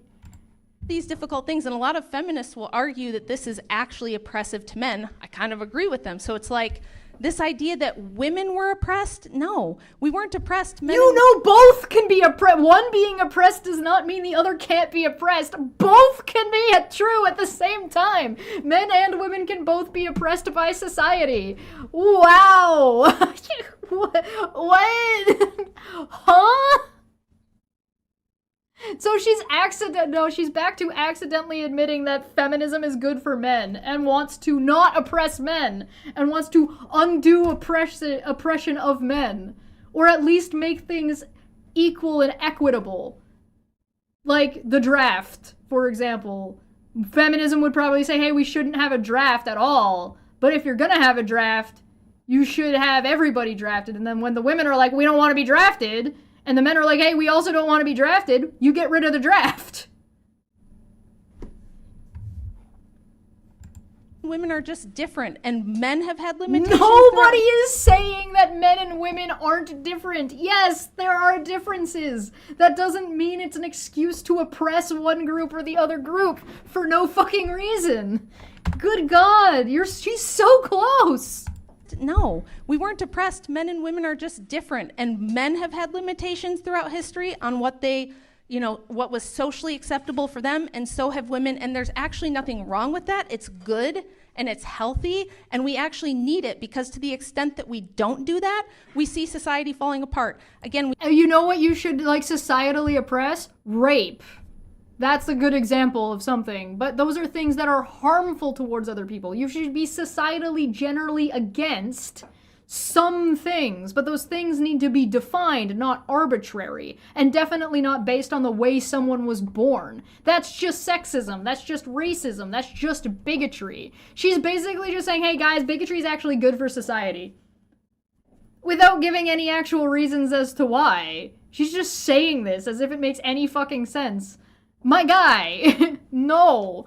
The things that society should be against and generally against, both legally and the law has to catch up. The law is not going to define what is morally good or right or wrong. That is definitively not what the law is for. But that's what societal pressure is for. And societal pressure should be things like, beating your wife, or beating your husband, or assaulting somebody, or, generally stealing, as long as if you're not stealing from Walmart. You shouldn't steal from, it should be societally unacceptable to steal and do theft of local businesses. As long as the owner of the local business isn't a dick. You shouldn't harm other people, basically, is what I'm getting at. And corporations aren't people. We just went over all of these stats, and Craig says that he doesn't think feminism is causal to these things. So maybe he can address, the amount of broken homes, the amount of fatherless homes, the amount of out-of-wedlock births, the massive... Okay, well then you would have to define broken home. Define that. What makes a broken home, and why is it broken? Because that sounds like a societal pressure, not a legal one. And then you're going to have to apply it globally. Why are out-of-wedlock births a problem? You just said you wanted more babies, and now you're like, but not that way. I want more babies, but I don't want I want more marriages too.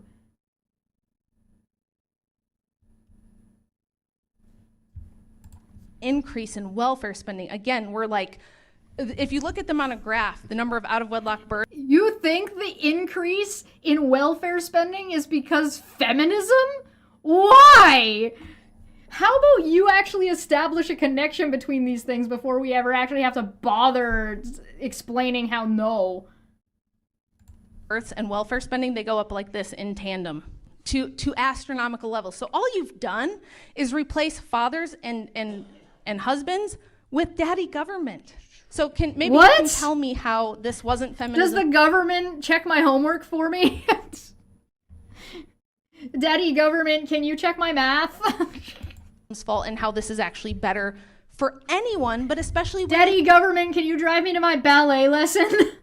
and kids. The people it promised to protect are now the most vulnerable to. She's like moving from like anti-women rhetoric into like MAGA rhetoric. She's like slow. She's like just doing this grift from one into the other. And now she's just completely changed what she's talking about. You know, bad actors, to the men who will abuse. It didn't protect us. It actually made us more vulnerable.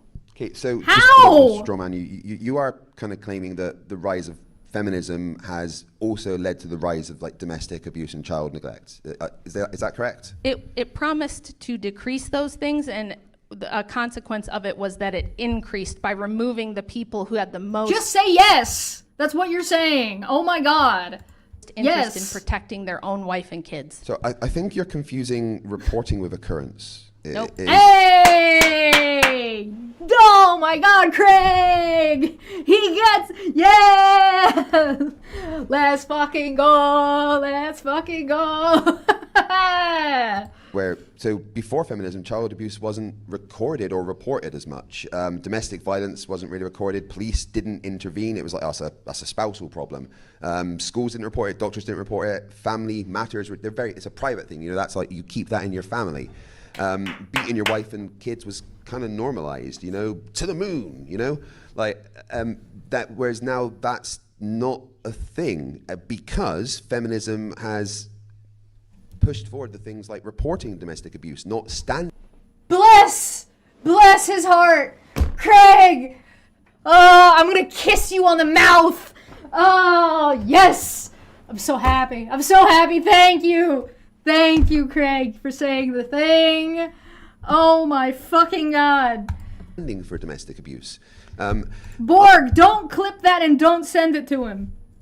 I am never going to say that everything about feminism is good, especially the extremists, right? I don't like extremists Sure, of yeah, anything. that's Extremist fair. Pokemon players, extremist DC comic collectors, extremist feminists. They're all bad. Accidentally just referenced Gamergate, extremist comic book collectors. But the normal, just everyday feminist just wants to be able to do what they want to do without stigma and rules around it. Too bad. There's always going to be stigma. There's always going to be rules. Sorry if you don't like them, but you're never going to be free. Yeah, but you're missing the point. You get to change and address and make the rules what you want to make them. Society defines the rules, and those rules are subject to change. Of that. That's another just lie. That's another illusion. But there's a reason why in my opening I used the NIS studies, because we have 45 years of data. Now I'll grant that's not 400. 45 years of data she's granting that's not long. Yeah, but 45 years of data from when? It is 2025. What's 40 years from 2025? Oh, let's be nice. Let's call it 2024 because like you don't have last year's data, or you don't have this year's data in this year, right? So let's call it 2020. Let's call it 2020. Yeah, it only goes back to the 80s. When was the big women's suffrage? World War II? When was that? The 40s? The 1940s? That's 20 years. That's 20 years of fucking, oh my God. That's not even if you go to the 1920s, right? If you go back from 2020 and you say, oh my God, we have 45 years worth of data to 1975, or no, that would be nice. Let's call it 1970 just to be nice. You're still only getting the data from women just recently being allowed to have fucking bank accounts. And then if you go back to further, when feminism had a big first wave feminism in the United States, you have to go back to the 50s, just after World War II. Which I would like to remind you what was going on economically during that time, which was a massive economic boom for the United States.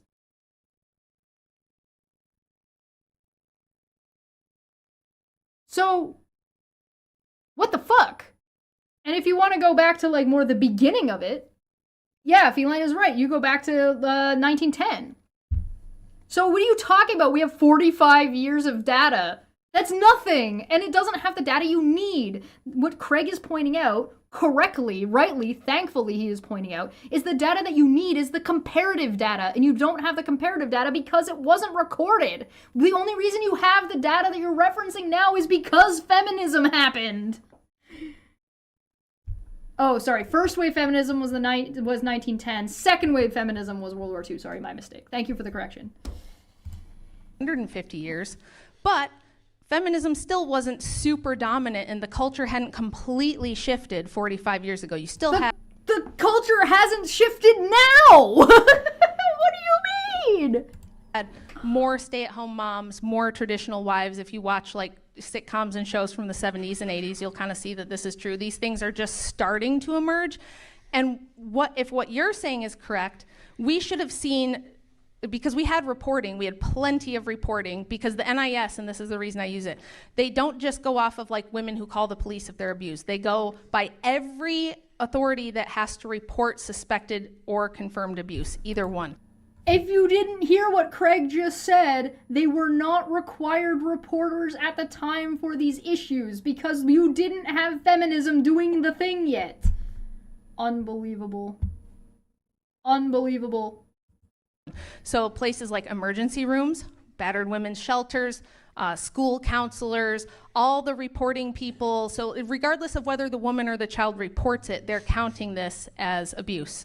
So yeah, and that doesn't completely neglects the point. The point is that there was nobody fucking report that wasn't happening before feminism. And her question was, how does feminism protect and help women in these scenarios? And now she's describing how feminism has done that thing. Unfucking believable. Unbelievable. Unreal. I can't. This is... I don't have Lemon Grab screaming unacceptable, unfortunately. Sadly. This guy is unfucking believable. So we should still, even regardless of maybe there's more reporting or whatever now, we shouldn't see the rates of domestic violence go up. And It's not that there's more reporting, it's that there's reporting at all. The reporting didn't exist. Why do you think you only have 45 years ago, you stupid bitch? What do you mean? Oh, tell me, Rachel, why do you only have 45 years of data? Tell Elmo. Tell Elmo. Tell Elmo. Why do you only have 45 years of data? Fuck. Shouldn't see that women in relationships together have the highest rates of domestic violence if men are the threat. That doesn't make sense, and it's contradictory to what your claims are. The fuck does that have to do with anything? How does that answer his point or address anything at all ever? So, what? Also, citation needed. She hasn't actually provided a single citation so far, by the way. That's just pointing that out. She maybe one. Maybe one at the beginning. There's... Give you a pithy response, Craig. Then we do have to go into the Q&A. Oh, so the time he comes in to moderate it's, hey, Craig, make sure your answer's super short, as if he hasn't been, like, talked over the whole time. And then, modern day debate is a problem, alright? Modern day debate is a problem. It is not a good platform for these kinds of discussions, for them to be actually meaningful and useful discussions. Excluding women... Everybody's lining up for their questions. Patriarchy has arrived. I don't think any questions are going to be for you. They're all going to have a go at me, right? Have you got your tomatoes ready? They're just going to ask me how I became so awesome, and I'll say it's because I'm... I mean, you are pretty damn awesome. I'll give you that. Stop complimenting her. Who did your makeup? Who did your hair? Who did your nails? Thank you. Like, so I'll just give kind of a final thought. The whole, when you were saying about women in STEM is pushed and it's bad, and I see that as completely false because especially Correct. in STEM and in science, there's been a bias for a long time in the way the science is done and the results because only men were doing it. Since Yes. women have been introduced to STEM a lot more, the results in scientific studies, the way that science is done, the trials that are conducted, a lot of the biases that men put into the science has been removed, which has led to an increase in technological advancement and a benefit for society overall. Majorly in the medical field. If you want like a really good example of where it's very prevalent, is the medical field. 100% agree with you that women are not maybe suited for every single job in the world, but at the same time, men aren't suited for every single job in the world. Women have their specific uses Not the way I would handle this, but is fine. in certain circumstances, but if they're able to, they should be able to do what they want without having to beg a man for permission. That, I just think that women are capable, more capable than men have given them credit for. And I should That's be fair. skinny with no effort and be able to eat whatever I want and never I get wish that was wrinkles the as I case. get old and fly on unicorns because that sounds like fun. I mean, we could sit here all day and talk. What? Women should be treated decently. Well, I should be able to shit unicorns. Lady, how about Craig has been so nice to you. He's been complimentary and he's been kind and you're just being a cunt. For no reason. And the only reason you're being like this is because you know you're losing. Because you haven't actually presented anything. The only thing that you're trying to win a debate with incredulity and gish galloping on false information and just being a bitch to him. He traveled all the way from the UK to show up and do this debate with you, and you're just an asshole. Like, what the fuck? Unreal. You ever be like, hey, maybe somebody deserves to get slapped? You ever see people make those things being like, well, she got slapped, that man hit her. Well, what did she do? No, I wonder if she's like this because or like her husband has his opinions about feminism because this is who he's married to. Women do need to shut up and get in the corner and need to get beaten around the head every so often. Otherwise, this happens. Women need to get put in their place because he's married to somebody like this. Talk about, like, oh, everyone should be able to do whatever they want, but that's not even dealing in reality. Again, you're confusing the being allowed and legally enabled equal and equitable opportunity with every individual should be allowed to do whatever they want. Obviously, that's not the case because some people want to hit you upside the head, but they're not allowed to do that. Yeah, we're almost at break time. Insufferable. Yes, thank you, Zell. That is a perfect word. Insufferable bitch. Unbelievable. And here's the problem that you have with it's good that we took the bias out of science. Hey, wait a second. Weren't we supposed to go into Q&A? Why does Craig not get the last word here? Like, he was supposed to give, like, a brief answer. Why is she talking? Why is she ignoring the rules that the men have put forward to continue to just be an insufferable bitch? I enjoy the headcanon of her husband as a misogynist to please his dumb wife. It's actually not true. We actually added more and different bias. It's called standpoint theory, and it was introduced through women's studies programs in the early 70s, and it was pushed into a lot of the STEM fields, and a lot of people don't know this, but the Challenger explosion, if you guys remember that, I think it was 1985, that was actually a failure of feminist standpoint theory being pushed into the sciences, where the lead engineers for the Challenger team said the conditions for this are really bad. We should not launch. It's going to crash. The temperatures are all wrong. It's not going to work out. And you can go on YouTube and see the lead engineer crying in a video talking about this. And they said, no, because that would, it would violate a lot of the equality stuff that we have in the program. We have to give people a chance to do this launch because everybody worked hard in the marketing team and blah, blah, blah. Standpoint theory has actually ruined science. It hasn't. How the fuck does standpoint theory have to do with the marketing team? Because wow. It's just introduced new, different bias. So just one quick response because it was new info, but then we gotta go to the question and answer. I agree the forcing the, oh, we have to have more women because of, equality, and that's a bad thing. Like, taking away roles from men that could do it better than certain women is a stupid thing to do. It's a stupid thing to do. It's almost like we're not doing that. Forcing women into a role because we need to meet our equality guidelines is one of the dumbest things I've ever heard. Just like forcing women into pregnancy is a dumb idea. You shouldn't force individuals to do something that they don't want to do. But that's not what feminism is about. It's not what feminism does. I 100% agree with you there.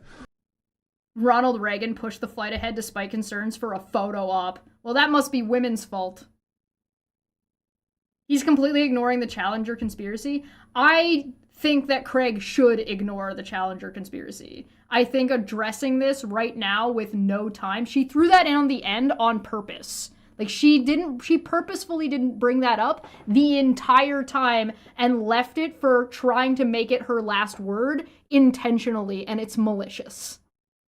Craig ignoring it, what Craig should do, if I were Craig in this position, I would say, well, that's too complicated of a conspiracy theory to get into now, and it's shitty that you put it in at the end, but I will say this is what I agree with you on.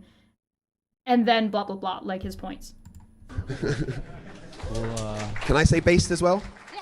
Based. Yeah, and quotas are not the same as equal opportunity. Correct. Yes. All right. So that was that part. We're going to take a break, and then we're going to go into the Q&A, and we're going to watch that. Oh, my God. I ran out of beer yesterday on Dapper's channel, so now I have to get through this sober, which is a terrible, terrible time for me. So I'm going to make more tea, and we'll be right back. Oh, sorry. Let's get our little tiny Dapper out of here. Thank you, Dapper.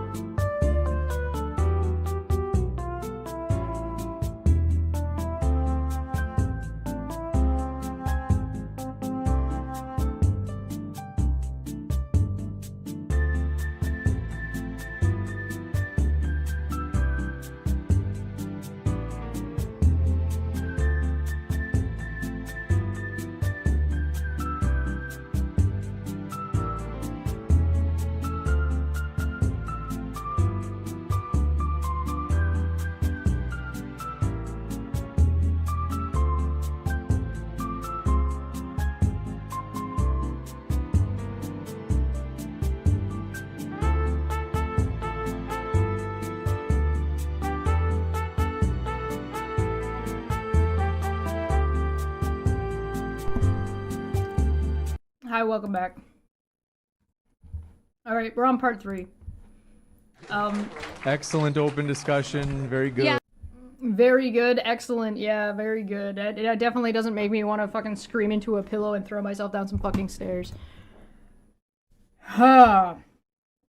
Peach tree acquired? Nice, good choice. I should have made peach. Oh, I have some peach and I didn't. Oh my god. Stuck in an elevator with a goblin. Oh my god. Alright. You were there live and sober. There was not enough facepalm protection. I feel you. I feel you. Alright, we're on the Q&A portion. So, I haven't looked at the comments on Craig's videos, actually, I wonder, but, you know, whatever. Let's just go. Let's go. Make me cry. Come on. Yeah, my bodyguard here is gonna leave. I'm gonna get a 5'2" woman. She can do just as good a job. She's got tools. I guess I was We're gonna wrong when jump. talking to the Well, I'm shorter than 5'2". Do you want me to do it? I can do a better job than you did. I could argue your point better than you could. flat earthers because giants are real. We're gonna jump into Q&A. Here we go. All right, so this is for Craig. It seems that feminism leads to many bad outcomes, which I would label feminism as extremist. I would like to borrow a few points talked Censor Dapper. Okay, go ahead. about during this convention. Feminism leads to low birth rates that cannot sustain the population, destruction of the nuclear family, Islam, cousin humping, lower IQ. Feminism leads to Islam? So this is a troll. And the overall extinction of the human species. Why are you arguing for these anti-human extremist ideas? Because the human species deserves to die out when it produces people like you. I reject the assumption that women's rights is the reason for falling birth rates, and I pointed out that in many countries around the world which outright reject any kind of women's rights, birth rates are also falling. So to say women's rights equals birth rates falling equals Islam is ignoring the fact that it's happening in those countries as well. All right, ready for you. All right, you guys vote. Which answer was better, mine or Craig's?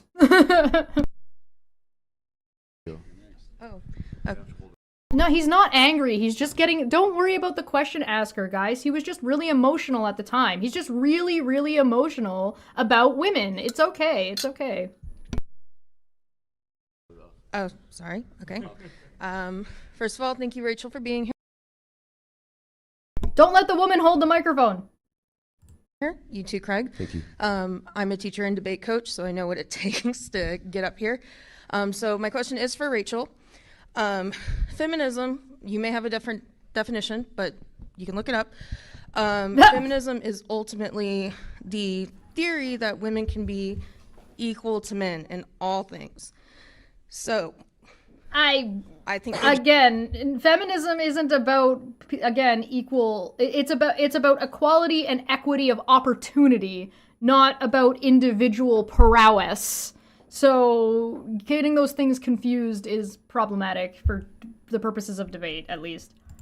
patriarchy hurts everybody, and I'm asking about a very specific thing right here.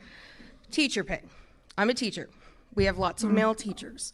Historically, which you said yourself, the reason teachers get paid lower is because it was a secondary income. Can you concede that maybe patriarchy has hurt men in this way? Because while men still make 75 cents, or women still make 75 cents to the dollar that men make, teachers do not get paid a lot. So while there are biological aspects to wanting to become a teacher, like caregiving, this guy right here is really emotional about whatever she's saying. He's very upset. His face is super duper red. He's like rolling his eyes and stuff. He can't handle it. No self-control. you can see that maybe patriarchy has also hurt men in this way. Well, first of all, the gender pay gap is a myth. Once you control for things like women taking more vacation time, voluntarily working less hours, taking maternity leave, things like that, men Wrong. That is actually just a misapplication of the statistics and the numbers. voluntarily wanting to work overtime, wanting to put in more work, the gender pay gap basically disappears. But I'm not sure. No, because you have to keep in mind also things like the pink tax. As far as your question, how the patriarchy hurts male teachers, are you saying they make less? No, I'm Teachers are getting paid less, period. saying that because of the patriarchy, which, you know, you were saying women need to stay at home, or women should stay at home with children. Historically, teaching was a secondary income. You married your husband, the accountant, the lawyer. You were only there when you weren't having babies. And yes, the pay has increased a lot. And I can't argue whether or not teachers deserve more money than we get. I have opinions about that. But men, too, get paid not very much for teaching. Whether they get more or less from women, teacher pay is a problem. And men are also victims of this. Can you argue I'm that shocked this you're is a debate not the coach case? because that does not follow. If She doesn't get it. Your question is too nuanced for this woman. That's not your fault. It's just she doesn't get it. Borger Emporia said pink tax question mark. So I'm using the term a little flippantly here, but short answer is women have to buy pads and like menstruating products. Women also have to buy a lot of makeup. That's actually a requirement for a lot of workplace and industry jobs that women need to invest in makeup to do that. We can debate that a little bit harder. That one's a little bit looser. Regardless, there is also things like the difference in the price of razors. So you go get a razor to shave your face or a razor to shave your legs. The pink razor marketed towards women, which is the same razor, costs more. Those are just a couple examples. both men and women aren't making much as teachers, how does that make men a special victim of the patriarchy? And I'm not saying that. You're actually generalizing right now. okay, maybe you can men clarify your point. Okay. How specifically She's is the such a bitch. patriarchy hurting male teachers? Because they don't get paid a lot. And historically, that's happened. Due to markets and demand. So No, it's not. Oh my god, no. The market right now is a need for more teachers. They're not getting paid anymore, though. I mean, if Explain that, please. how would both male and female teachers not getting paid much just because it was historically a woman's job be specifically the patriarchy oppressing men? They don't have to be teachers. In fact, the vast majority of school teachers are still women. Yeah, so how is this hurting men? I don't think Because they're women, and so the job is predominantly women, and historically predominantly women doing a secondary job, and therefore was paid less. So therefore, the men that are choosing to do this job are also being paid less because of the patriarchal idea and concept of a woman-dominated field. She's so close! The market needs all the teachers, correct, and yet the pay seems to not move for some reason. Men do it too. so. So How does that follow that this is oppressive to men? That's what I'm not getting. I never said it was. I said it hurts the teaching profession, which men also participate in. The teaching profession is not highly paid because you don't have to be very smart or very skilled, and there's much more in-demand things. So this is market economics. Wow, the stupid person doesn't respect teachers. I'm shocked. Guys, the dumb lady with the microphone thinks that it doesn't take any skill to teach.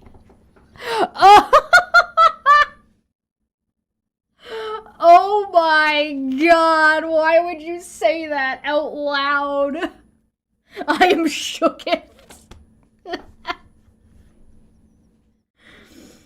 Oh my god. Teachers don't deserve to get paid because I personally don't respect them, is what she just said. So the pink tax is a girl thing. Thanks, Chesh, for the yeah, basically. The pink tax is basically things that women have to buy that men don't have to buy, and things that get marketed towards women at a higher price. It's not exclusive, but it tends to be focused on things that are needed either societally or functionally. So a woman has to buy tampons or pads in some capacity, right? So that is a cost that women take on, and they have to money they have to spend. You could argue that shaving your legs is not something you have to spend money on, but is societally expected of you to do so, and you're taught to do so at a young age. So the fact that it costs more for a woman to buy razors is an additional cost onto something that they're already buying into. Right. It's a little bit complicated. This is just a brief on it. We can discuss it more another time. I'm more than happy to do that, but briefly. It's not oppression of, the patriarchy that teachers don't get paid enough. By the way, homeschool. She is too dumb for this conversation. Because this is public education. This is a public teacher. Wow. Wow. Again, this lady came up and complimented you for being brave to go up and do a debate, and you did. What a wow. It's funny how aggressive she got suddenly, too, when she was talking to a woman, another woman, and particularly an educated woman. Funny.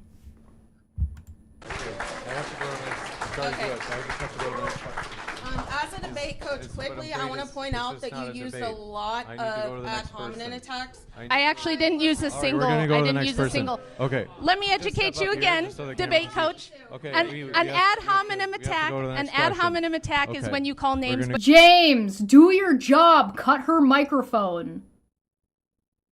But you don't have an argument. Okay. Yeah, you do. You called her stupid. Yeah, but I had arguments, so that's an insult, not an ad hominem. We're gonna go to the next one. You really need to. She got ad hom wrong. The teacher is correct. She said teachers don't deserve pay because they don't need to be smart to do it. Thus, which is an underhanded insult to the teacher, calling her stupid. Not debate coach anymore. Homeschool. All right, bud. So Hi, how you doing? Question. Could you imagine being homeschooled by Rachel? Oh boy. If that might constitute child abuse. Craig, you say that women could uphold these certain jobs. You said there's no data to back that up. I'm going to give you what? 12.1% of women right now are in the trucking industry. That's the most charitable thing that a woman could do, right? But yet, why isn't it 50? What? That's the most charitable thing a woman could do was be in the trucking industry? I don't think that's what he's trying to say. I think he's trying to say that 12 point whatever % is a charitable number. Not like he's being generous about like that, like it's probably not that high. I think is what he's trying to say. But that, okay. That's the most charitable thing that a woman could do, right? But yet, why isn't it 50%? Some of them don't want to do it. Because because that's the difference between equal and equitable opportunity doesn't mean equal. That doesn't mean a 50-50 in every workplace always forever. There's also still social barriers. Social barriers still exist. Oh my god. Not making your kids watch every chess stream live should be considered child abuse. Yeah, thanks, Borg. Children should not watch me. Because the patriarchy. Yeah, Hawkskull's right. Because the patriarchy. Why isn't it 50%? Why don't more women work in the trucking industry? Because the patriarchy. Because feminism isn't done doing its job yet. They talk like feminism is already doing the thing, and then like, well, why isn't it doing the thing? It's like, because it's not, that we're not finished. It's the same reason why are civil rights still a discussion? Oh, because they're always going to be a discussion. It's never over. Do it. I mean, I'm not going to deny. More single women now than ever before, right? Yeah. So why don't they- Maybe? I doubt. Actually, technically, probably no. There's probably not more single women now than ever before because, like, children exist. They're, like, not old enough to get married. I guess if you want to specify women, they have to be over the age of 18. Or is it 16?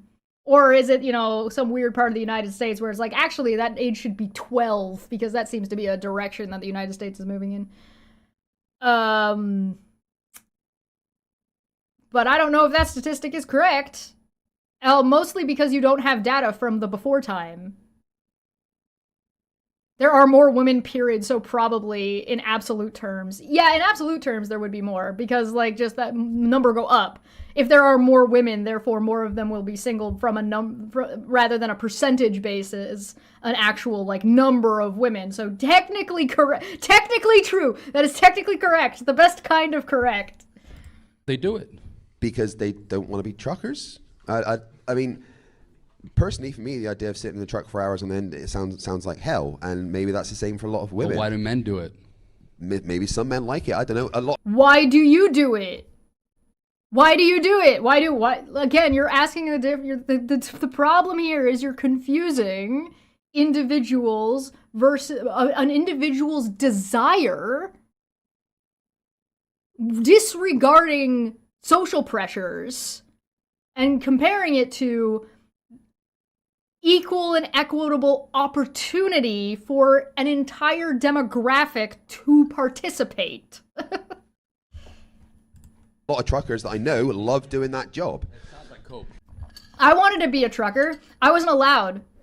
I was told that I wasn't allowed to and I couldn't do the job. I wanted to do trucking. I was all for it. I had a friend of mine at the time whose dad was a trucker, and I was like, oh, hell yeah, I'm absolutely into this. This seems like so much fun. I was told no. I wasn't allowed to do it. At this point in my life, I still, at this point, do not even have my driver's license. So had I been encouraged, I probably would have been a truck driver. No, I'm just next saying question. that like the fact that you said there is 12% of women that do it, so clearly some women want and can do it. There you go. Question is for Craig. Good Hi, how you Good doing? answer. Doing well yourself? Not bad, not bad. Good to hear it. I thought it was interesting the point you mentioned First off, this guy's suit and tie. Love to see it. about if all the men disappeared, the women could just step up and take their place, right? I work Yeah. in finance, and if all of the Okay. men were me, we'd be fucked. So, like, dead serious, right? So the thing is 95% of Right. these infrastructure jobs, that's being charitable, are currently dominated by men. Yeah, agreed. So if all the men disappeared, even if the technology is available, the resources are there to do it, they don't have the underlying education requirement or pre-existing knowledge to actually fulfill those positions. How do you contend with that? That's a good question. This is a good, earnest, fucking actual real question. And the answer is basically like the hypothetical doesn't make any sense.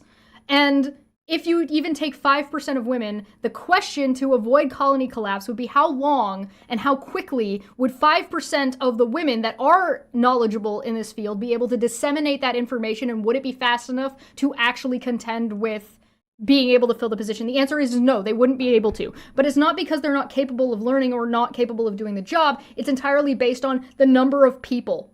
It's a numbers problem, not a gender issue, right? So the issue is not that the underlying education doesn't exist, because just because the men that are currently doing the job go away, it does not mean that the knowledge disappears with the men, right? Libraries exist. All machines, I will say again, all machines come with a manual, and there are women who would be able to, who are already doing those jobs, be able to teach. And on top of that, you're also not losing your teachers. And if we take the statistic from before, hypothetically, if we take the statistic from before, and we say, okay, well, there are more women teachers than there are men. Presumably that means there are more women capable of teaching women how to do the jobs that they're replacing. So, like, there are more accounting teachers that are women than are men.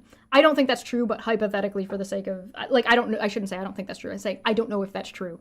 But The problem is you're contending with societal collapse versus it, like in the built into the hypothetical, which makes it a bad hypothetical question for Rachel to have asked in the first place, because you have to remove the collapse. So you'd have to freeze time for like the work needing to get done, right? So for example, like if you remove 50% of construction workers, it's going to slow down how fast the building gets made. It doesn't mean that the workers that are left are not able to still do the work all of a sudden and couldn't train more people to do it. It would just take an amount of time. So you have to remove that timetable out of the hypothetical to make it a valid hypothetical in the first place, right? Because if you don't, you could say the same thing. If you remove 50% of women out of, like if you remove women from the planet, society will collapse. Even if you were to remove 50% of women, society would collapse. If you were to remove 50% of men, regardless of whatever job they're doing, right? So it's going to societally collapse. If you were to remove all men from accounting, for example, can women not do math? Right? Like, suddenly, like all the knowledge of accounting is gone? Like, no. It's not going to go away. Right? Does this guy still use an abacus? Probably not, right? But yeah, Feline made a point before that says, and then, where am I starting from here? Let's see. And then evolution will find a way, and just forms a bottle. Yeah, it's a population bottleneck. It might go, yeah, if you wanted to, like, follow through, like, assuming you survive, like, the colony, quote-unquote, survives colonial collapse, right? You survive colony collapse, but you no longer have, like, cities maintained as they are now. Humans survive in, like, a handful of pockets that still are functional, right? And then they rebuild from there. So it depends on how far they fall, depends on how far they'll build back up. So even if you were to take the hypothetical exactly as it is and say you're going to get colony collapse, then you will have pockets of women surviving in specific areas where they will have technologically regressed to a degree, and then they will build up over time and rebuild to what it was and beyond, because there's literally nothing stopping from women from doing that. It would just be a course of time and the fact that you did a colony collapse, right? So the answer is at the end of the day is everything would be fine, and there's two ways of how you would contend with that. Either you remove the timescale and colony collapse from the equation, or you say, okay, it collapses, it regresses because it's a sudden removal, not because of capability, just straight up numbers game, and then you would rebuild, right? Rebuilding would be pretty hard with no new people. Well, there's a lot of sperm banks out there, so we'd be fine for a while. But yeah, so it's the same kind of population problem that you're seeing with that they brought up actually with China and South Korea and Japan. So, and this is like, again, assuming we take out the reproductive problem, right? Yes, and it has happened. Yeah, Feline's right. It has happened multiple times. I believe there's a list in the chat. Egyptian era, Greek era, Roman era, the Qin, is it the Qin dynasty? I don't know if I'm pronouncing that right. But yeah, the Three Kingdoms. Yeah, there has been societal collapses, and we've survived and moved on. It's not the end of the world. So yeah, if you were to collapse Western society as is, it would rebuild over time. Yeah, if you have sperm saved, you can start over for sure. Yeah, this is assuming that no women on the planet give birth to any men after the fact. Like if you're just removing men, you're not removing you're not removing male children, right? Like so all of like there'd still be men eventually. They're just toddlers right now. They'll be fine. Assuming sperm bank still functions okay after a societal collapse. It would be they would survive for a little while. It just depends, right? It depends on how much of a priority that's made into as well. So again, one of the things when you do a societal collapse is that you don't necessarily lose all of the technology. It kind of depends. So there's like a few, like it's a long conversation. It's a pretty big conversation, but the guy asked a good question. But the answer is yeah, it wouldn't really be that big of a problem. It would be a big problem at the time, and it would be a big hurdle to jump over. But yeah, if you remove 50% of the population of anything, it would be a bad time. Well, they just said removing men. They didn't say removing boys. They didn't say remove all males. They just said remove men doing jobs. He specified men in accounting. Well, if you remove 95% of men in accounting, how come we can't just get men into account, like other men into accounting? Are there no men in school learning accounting? Are there no women in school learning accounting? Okay, well, we just shuffle them up into these jobs really quick, and we streamline it and do it really fast to replace the jobs as needed. Because now you're not removing an entire population, you're removing a subsect of a subsect of a subsect in a one particular niche thing, and we just go, okay, well, now we're just gonna have to collectively get a bunch of women all working together really hard, really quickly, just to anchor this one job. So it might get wacky for for a year or two, and then it would be fine. Like, it's not as deep as I think he might think it is. Very good point. I would say look at the instruction manual. Craig's right. All of these things come with an instruction manual. All of these things come with manuals. You can just read the manual and do the job for most things. There's a reason why we write all that shit down. I guess the patriarchy would have to teach them how. Training is a very important thing. My hope would be in a situation. The women will teach them how to do it. What part of you can you not read from a book and learn something? Does she think you can't learn things practically from books? Like, does Rachel actually think that you couldn't read a book and then run a lathe? Like, you can read the instruction manual on the lathe. You can read the driving manual to know how to drive your car and maintain your car. You don't need anybody to teach you that. You can learn it by yourself. If the internet still exists, you could do it even easier. Because if the internet still exists, you'd be like, okay, how do accounting 101, and then you could just look up fucking learn how to do accounting, and 20 minutes later you're doing accounting. Like, you might not be doing super advanced accounting, but it's enough to get some of the stuff done, and then you advance from there. So you just hardline it. So it doesn't even fucking matter. In theory, we could create sperm from female stem cells. In theory, yes. Like that, the few women that have those skills would be able to teach the others. Yeah. Jump to the next one. Hi, for Craig. So since we'll start basically around World War II, we started dumping a lot of women into the workforce. And since World War II, we started dumping a lot of women into the workforce. That's what a way to put that. Over that time, the cost of living has risen exponentially ever since, the more women we've put into the workforce. So oh no. Oh, where is this going? I think I know where this is going. So now everything is basically scaled, housing, what have you, on the assumption that two people at least are paying all the bills. So doesn't that seem more like it's economic oppression for both men and women? You're gonna blame the woman for unregulated capitalism? That was what I was afraid of. Guys, the men in charge made it shitty, were greedy, and did unregulated capitalism. Therefore, it's the women's fault. Tell me you hate women without telling me you hate women. Yeah, that's what this is. This is just a whole lot of everything is women's fault.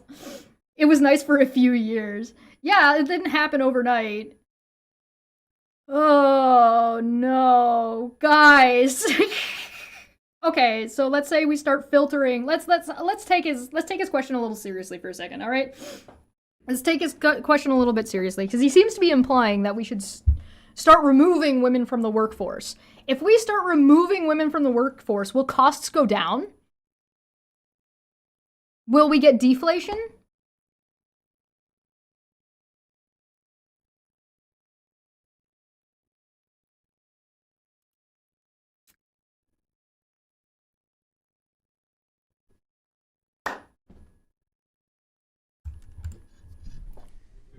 Yes. I cannot argue with that Back point. to the kitchen. Craig, boo! Why would you say yes to that? The answer is, if you want to say that there's economic oppression happening and you agree with that, then sure. But to say that it's women's fault? Boo, no. The answer is that it's unregulated capitalism. Why would you say yes to that? I'm gonna play that again just because. Hold on. I want to listen to it through. We'll start basically around World War II. We started dumping a lot of women into the workforce. And over that time, the cost of living has risen exponentially ever since, the more women we've put into the workforce. So now everything is basically scaled, housing, what have you, on the assumption that two people at least are paying all the bills. So doesn't that seem more like it's economic oppression for both men and women? Yes. No, the answer is correlation is not causation. And so what if we start removing women from the workforce? Does inflation go down?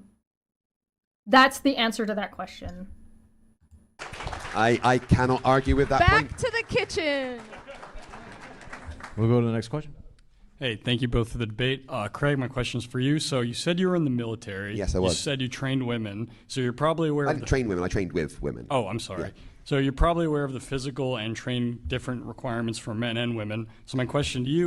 It depends on what you're training in. Sometimes they'll change the requirements and sometimes they don't. So like, for example, SEAL, Navy SEALs, the requirements haven't changed. But whether you're a man or a woman doesn't change the requirements. Is if women could replace all of men's jobs, assuming the Ukraine only had women to field in the current conflict, would they be able to meet the same results on the field if they did that? If they had They'd probably be able to do, well, okay, so yes, they'd be fine because you're removing all the men, which means you're removing all the men from Russia. In fact, I would argue that they would do better because Ukraine has, I think, if I'm not mistaken, more women in combat than Russia does. Particularly, and the reason why I think that is because Russia pulled in North Korea, and North Korea doesn't allow women in their military. So all of that would be gone, and so the women fighting in Ukraine would outnumber the people fighting for Russia. But so if you're saying, like, if you were to suddenly remove 50% of a standing army's conflict, of only one side of the conflict, would they win? Probably not. Regardless, if you were to remove all the women from just Ukraine and have them fighting Russia, then just removing that percentage of the force would probably devastate Ukraine. Sir, I'm sorry, but your question is really fucking stupid. I don't think you thought this question through. the same tools, I believe so. Thank you. All right, Craig, you said you believe in science. All right, and that Craig. all or most scientists worth their salt would conclude that life begins at conception. What? Huh? Where are we? What happened? Are we in a young earth creationist debate now? Which is what? Huh? Huh? But at the same time, you say you support feminism, you know, women's autonomy or rights to autonomy, such as if they want to abort their kid. Now, like, you need to reconcile this for us, because you're saying, at the same time, you're saying, who cares? And at the same time, you're saying, believe the science. Because to me, you're kind of sounding like a flat earther here. Abortion. What's the question? Worth Their Salt is doing a lot of heavy lifting there. Yeah. Only the scientists I agree with are saying the thing I agree with. They're the ones that are worth their salt. So no, there isn't really a consensus in science about when life begins at. It's sort of open-ended. But I don't think it's worth arguing about whether or not life begins at conception or not in the terms of discussing or debating abortion. It's kind of a non sequitur. It's more of a non-starter. It doesn't really matter. So what? Because then it becomes a very different conversation. You're not talking about when life begins. You're talking about what life takes priority. So which life do you prioritize? Do you prioritize the life that's happening right now, or do you prioritize the potential life that this child may or may not have, assuming that it gets to full term? I guess assuming that it's viable, regardless of whatever life it then pops out into and then has to deal with. Is case by case, and this debate wasn't about that. Go to the next. That's actually a really good answer. Craig makes a really good point that abortion is case by case. That is a really, really, really good point to make and a really, really good thing to point out, because that's why you don't get to legally regulate it to say that nobody's allowed to have it and why it needs to be a choice, because it has to entirely be a case by case up to the individual to do. Thank you, Craig. Yes. Mwah, perfect. Next question. Hi, Craig. How you doing? Voice is a little Can you gone, be so you quiet? got You're over far me. too loud. Yeah, I know. I'm sorry about that. I'll work on that. So hypothetically speaking, Get this man some tea. if women are maintaining this infrastructure with the tools, what happens when their tools break and become unserviceable? How You use these different tools to fix the tools. You make a new tool. We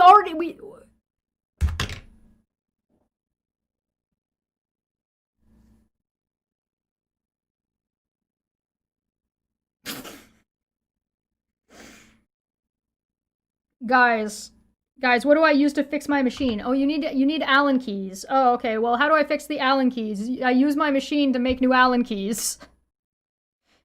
Why is tools in quotes? do they make new tools when they were by the men who provided it to them? So men provided these tools. How are they going to replace them? The tool and die shop part of your shop. Women work in there too, you know.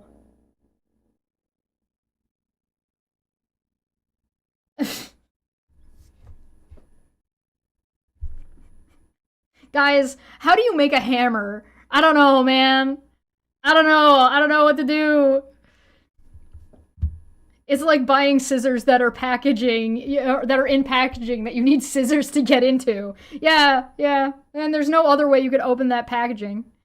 We know how to make the tools now, and the factories to make the tools are there, and the ability to maintain the factories and everything that exists is already part of the infrastructure we live in. Yeah, the infrastructure is there to maintain the infrastructure. Concede 100% that if it was But 200... that's men that are maintaining that. So I'm talking about what are the women going to do? Women could maintain. That's my contention, is that women could maintain it. That's now. right. They can't. It's not even that women could maintain it. It's that women are currently maintaining it. So I'm trying to ask you, what can they do there?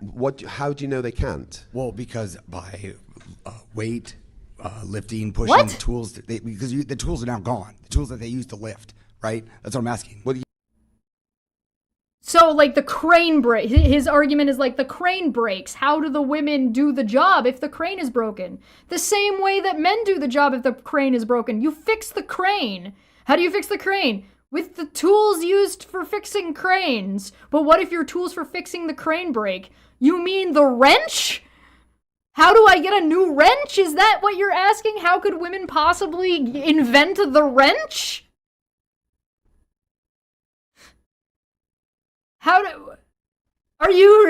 Is this supposed to be a serious question?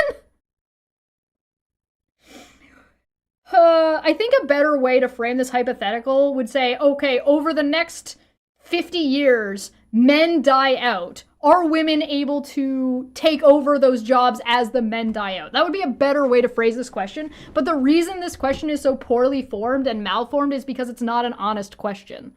Right? It's mired in nonsense. It should be aborted for how deformed it is. It's not fucking worked. It doesn't work like this. It's not viable. So what you should go for is something like, if over the next 50 to 100 years men die out, are women able to fill that gap? As the men die out, are women able to take over? And the answer is yes. Obviously, yes. And that's why the question isn't formed in a way that makes any fucking sense.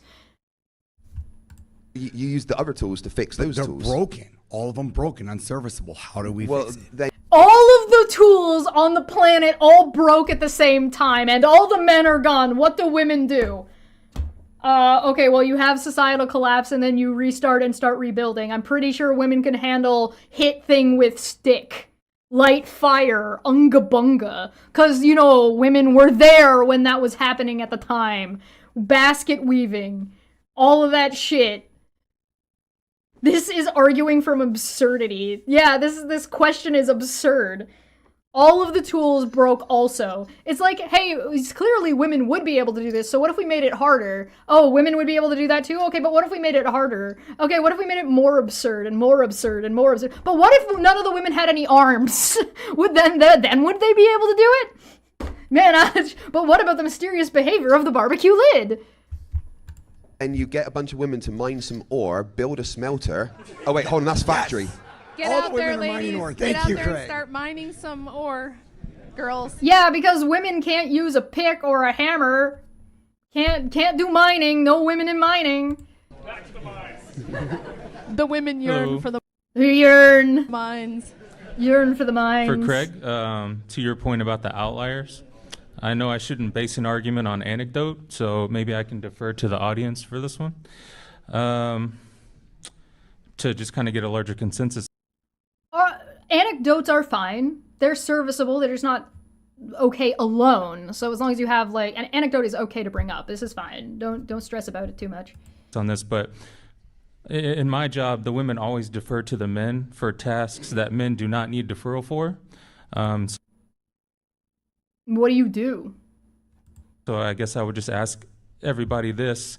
How many times have you seen this? Women deferring to men for help on something that men do not need, whether it be physical or technical in mind, just by show of hands. So you're just asking how often do women ask men for help that men don't ask women for help on, or men don't ask other men for help on? That's an individual's confidence issue. So you could say that there might be a societal pressure that women are less confident under certain roles than others, but you'd have to do like a study on that, which I'm sure there is. So if you want a good example of something like this, there was a study done in gaming where they took professional players was it Call of Duty? They took professional level video game players and they gave them a voice changer so they would sound like women audibly in the game.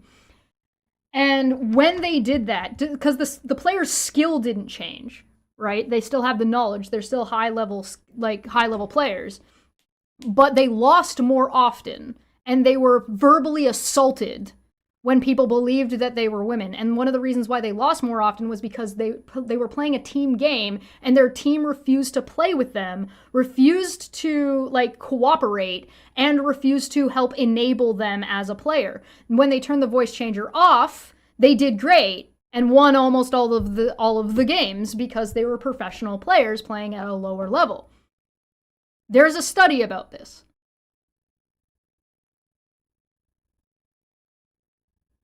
So do you think that would affect a woman's performance in a game if you were to just look at the statistics of how many women are at the higher skill level of this game? Who've like climbed the ranks? The women aren't climbing the ranks. Why? Because they're being stopped from climbing the ranks by the men. They're gatekeeping them. They're stopping them from being able to climb because they refuse to play with them. Because they believe that they are women. So I think that might answer your question. That would affect the confidence of a demographic.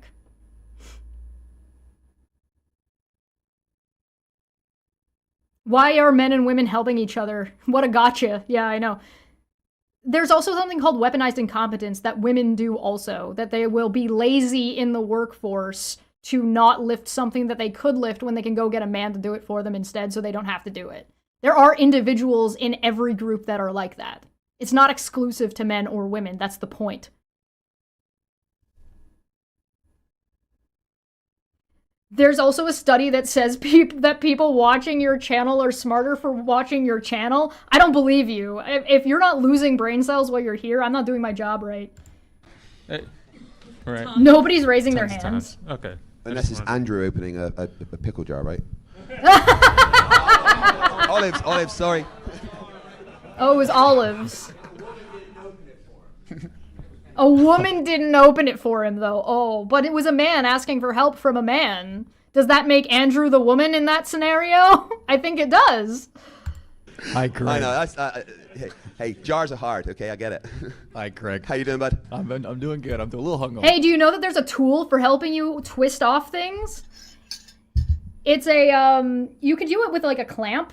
You can also because you want more torque is basically what you're going for, and you want a good enough grip. So there's these slips that you can get that have like a handle, and then it's usually ribbed on the inside, and it loops around and then closes, and you can tighten it and loosen it, and you can put one of those around your jar, tighten it, and pop it right open. So it's almost like if a woman can open a fucking jar, there's tools.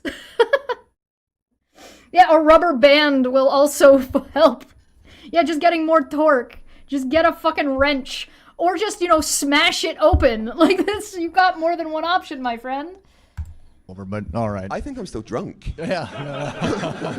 Well, Oh yeah, I forgot. Yeah, by the way, Craig is doing this while at least somewhat inebriated, so keep that in mind. That leads me to my question, right? So I've been watching. I mean, this based on some of the arguments you've been making. I gotta ask: are you kind of playing devil's advocate? Are you just agreeing with Rachel secretly at this point? Or no? Here's the Does Craig actually hate women secretly? thing. I agree with a lot of Rachel's points and a lot of the data and stuff that she brings up about. I don't think Craig actually does. Like, I think if we were to sit down with Craig and go through the data that Rachel brought up during this, I don't think he would end up agreeing with her. I don't think he's lying right now, by the way. I think he's telling the truth.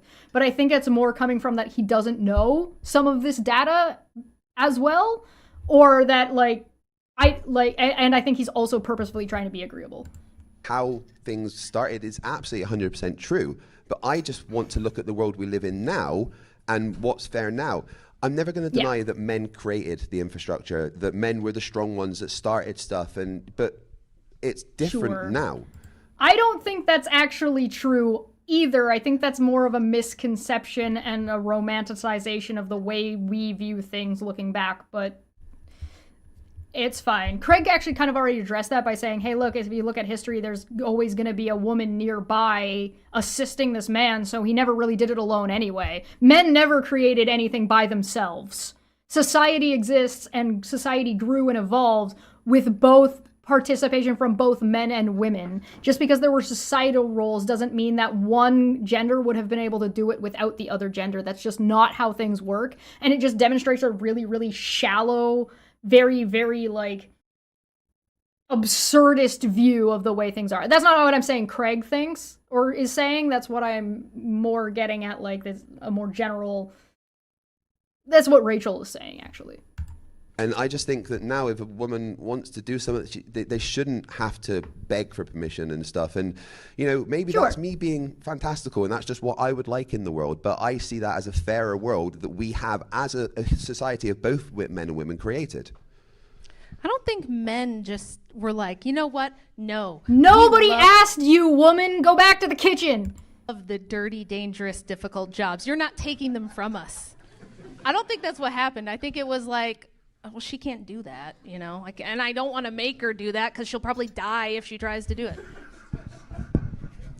To follow up with that, I really feel like lacking the understanding of how dangerous pregnancy used to be before modern medical technology is really, really being either ignored or misunderstood.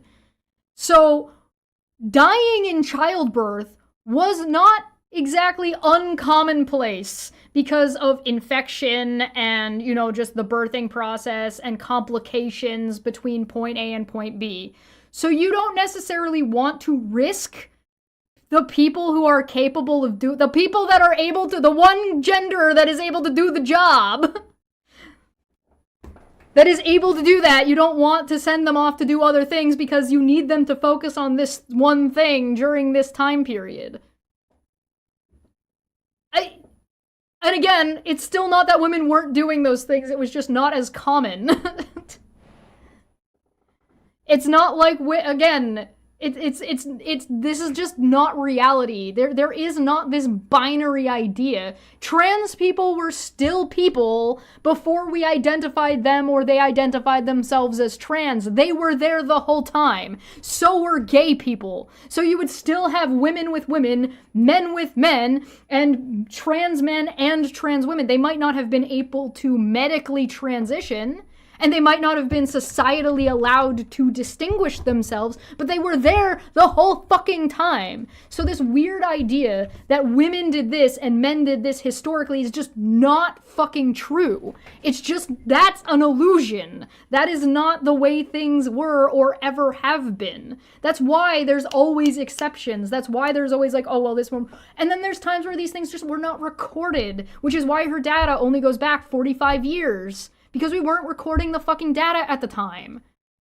There's plenty of men and women throughout history that have been doing one job or the other job, and guess what? None of them were doing it exclusively, and none of them were doing it alone. We are a social species. Our society is based on social activity that includes participation of both and everyone all of the time.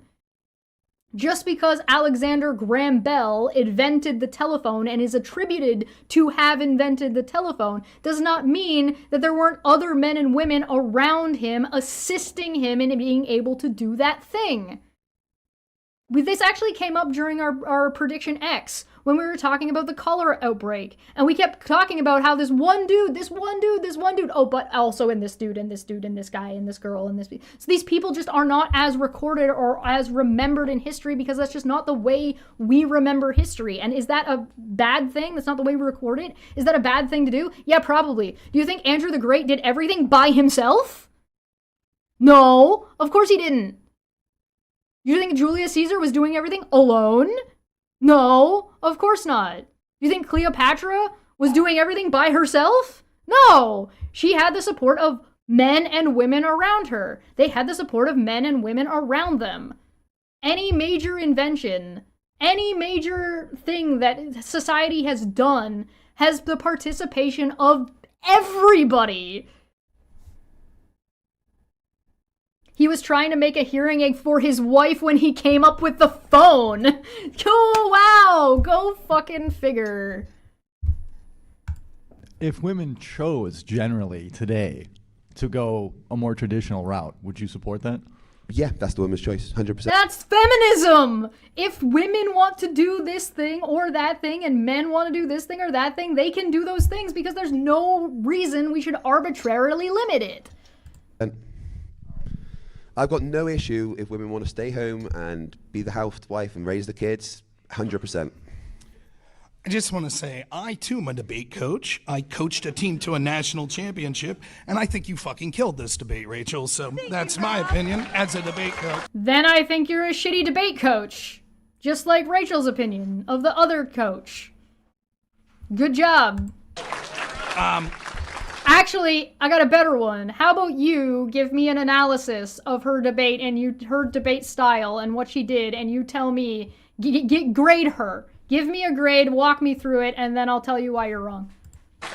Given that, Craig, my question's to you. I think Rachel did a phenomenal job discussing how, even for women, feminism has been incredibly detrimental to society. Okay, cool. What was her argument? If you think she did a good job and demonstrated that, what was her through line? What was her argument? Because she didn't actually provide one. She just said that it was the case. You may disagree, however, when she asked you to point out specifically where feminism's been good, you fumbled around your phone and couldn't come up with an answer. Ask your question. Even if you do disagree with her, my question to you is this. If she could convince you of this, would you say that that would be a reason to reject women's right to vote?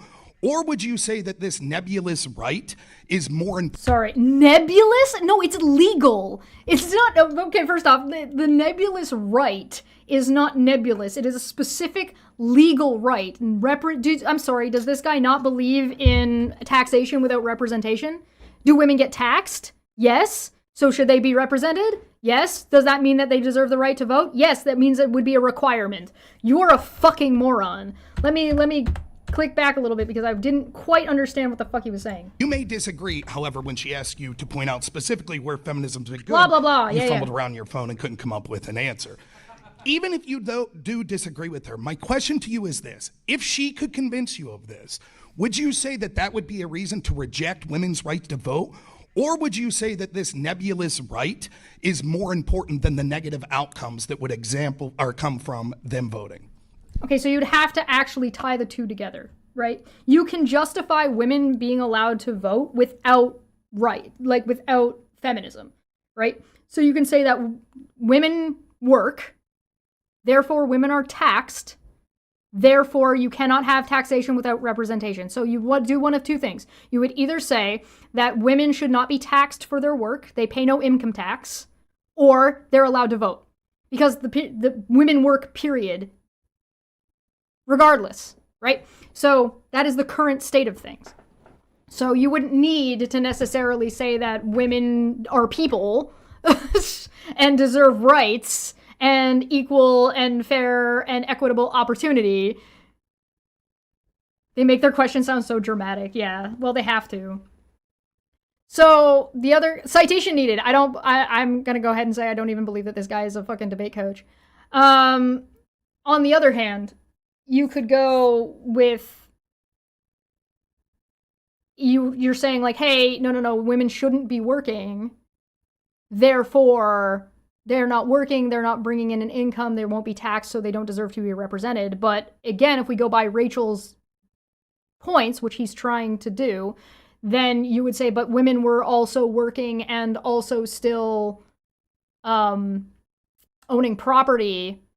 And if property rights give you a right to vote, then the women who own property should be allowed to vote. Now, if you want to change the rules and say that women, like only property voters, only people who own property should be voting, you've got a whole other fucking problem on your hand that is the civil rights is not gonna fucking agree with, regardless of whether or not you want to go with the feminism side of argumentation or not. So at the end of the day, this is a malformed question that doesn't make any sense. And even if you could convince me that women aren't people who don't deserve to be treated with respect, how are you going to tie it to voting?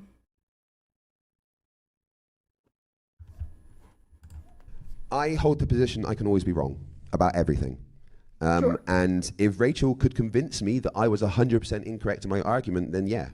But I... The point I'm making is like there's a... You being wrong about or right about an argument does not absolve humans from having rights. So you would have to convince people that women are not human. That's the argument you would have to, that's what you would have to convince people of. Because the only way you don't get rights is if you're not a person. So if you're not a human, and you're not a person, that's the only way you are absolved from your right to vote. So you're going to have to convince people that women aren't people. And some of those people are going to have to be women, because you're going to have to convince women that women aren't people.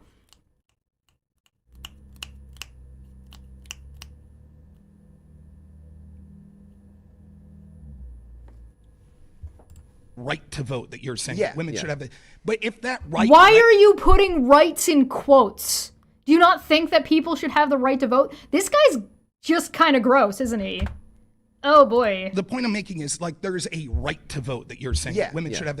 But if that right led to literal worse outcomes from them and it could be proven, would you say those worse outcomes are worth rejecting this nebulous right? Or do you say The right isn't nebulous, and also it depends on what the negative outcomes were. Yeah, you'd have to not only demonstrate those negative outcomes, but you'd also have to then build a scale of having a right to vote, equating it to those negative outcomes as if they're equatable, and then scaling whether or not those rights are worth the harm that is coming to women based on that. It's almost like this is a malformed question that doesn't make any sense because it's built entirely in a bias of hating women. And as a debate coach, you'd think you'd be able to figure that one out. Children don't have the right to vote, and they're people. Okay, so interesting thing about that, I do actually think the voting age should be lower, but I think that education needs to match that. So education needs to have a higher expectation, and the voting age needs to be brought down. You are taxed without representation, because I don't believe you're allowed to vote until you're 18. I don't know if that's different in other places, but you can work at 16, sometimes 15, depending on situationally. Under certain circumstances. But you get taxed and you don't get to vote for that period of time. On the other hand, though, I do think the voting age should be brought down. And the reason children are an exception is because they're not capable of making the choice. Like you have to be cognizant enough, and children are not considered cognizant enough. I think if you really wanted to, you could push the voting age down to 12. I wouldn't push it down to 12. I wouldn't argue for 12 either, but I think you could. I think that a 12-year-old can be cognizant enough and intelligent enough to make a decision on something like that if you educated them in that way. But I wouldn't recommend it. I don't think that we're in the position or even really want to, and I don't think I want to give a 12-year-old that kind of fucking responsibility. Just fuck off and be a kid. But I think you could push it down to 16. Sorry, we have to take these worse outcomes because the right is so important. Hey, look, so if 200 years down the You are literally asking a group of people to give away their rights for protection. This is fucking 9/11 all over again. You don't need your privacy rights. You don't need rights. You need daddy government to take care of you. So let the government surveil you. That was 9/11. That was a whole George W. Bush Jr. thing. the line, society has fallen apart, and we can link that directly back to feminism, then get rid of feminism. Yeah, I agree with Smitty. The voting age can be lowered arbitrarily if they could pass a civics test showing that they understand the issues. Yeah, you could do like a federal, a nationwide test, and then the kids who pass the test are able to vote at that age, and then do another test. So you could do like your grade 10 literacy test. And if you pass the grade 10 literacy test, you could make a civics version of it. And if you're able to address and talk about those issues, then yeah, you'd be able to do it. And grade 10 is what age? 14, 15, roughly? Right. Base.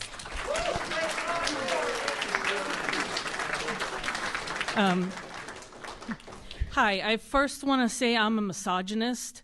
And I'm all for men's rights because men are getting the short end of the stick all the time. But here's the thing, you can acknowledge that men deserve to have rights and acknowledge that men get the short end of the stick and not be shitty to women. Being shitty to women doesn't mean you're being good to men, right? Misogyny is bad for men. Because it puts men in arbitrary boxes and forces them into positions that they don't... Okay, so you're just a bitch. Okay, go on. Talking about tools empowering women. No, my boyfriend can use an auger. I can't use an auger to save my life. Just because you can't do it doesn't mean other women can't do it. And it also doesn't mean that if a man wasn't there to do the job, a woman wouldn't step up to take the place to do the job. Like, it will break my hand. Life can deadlift my body weight, so I don't know what you're on about.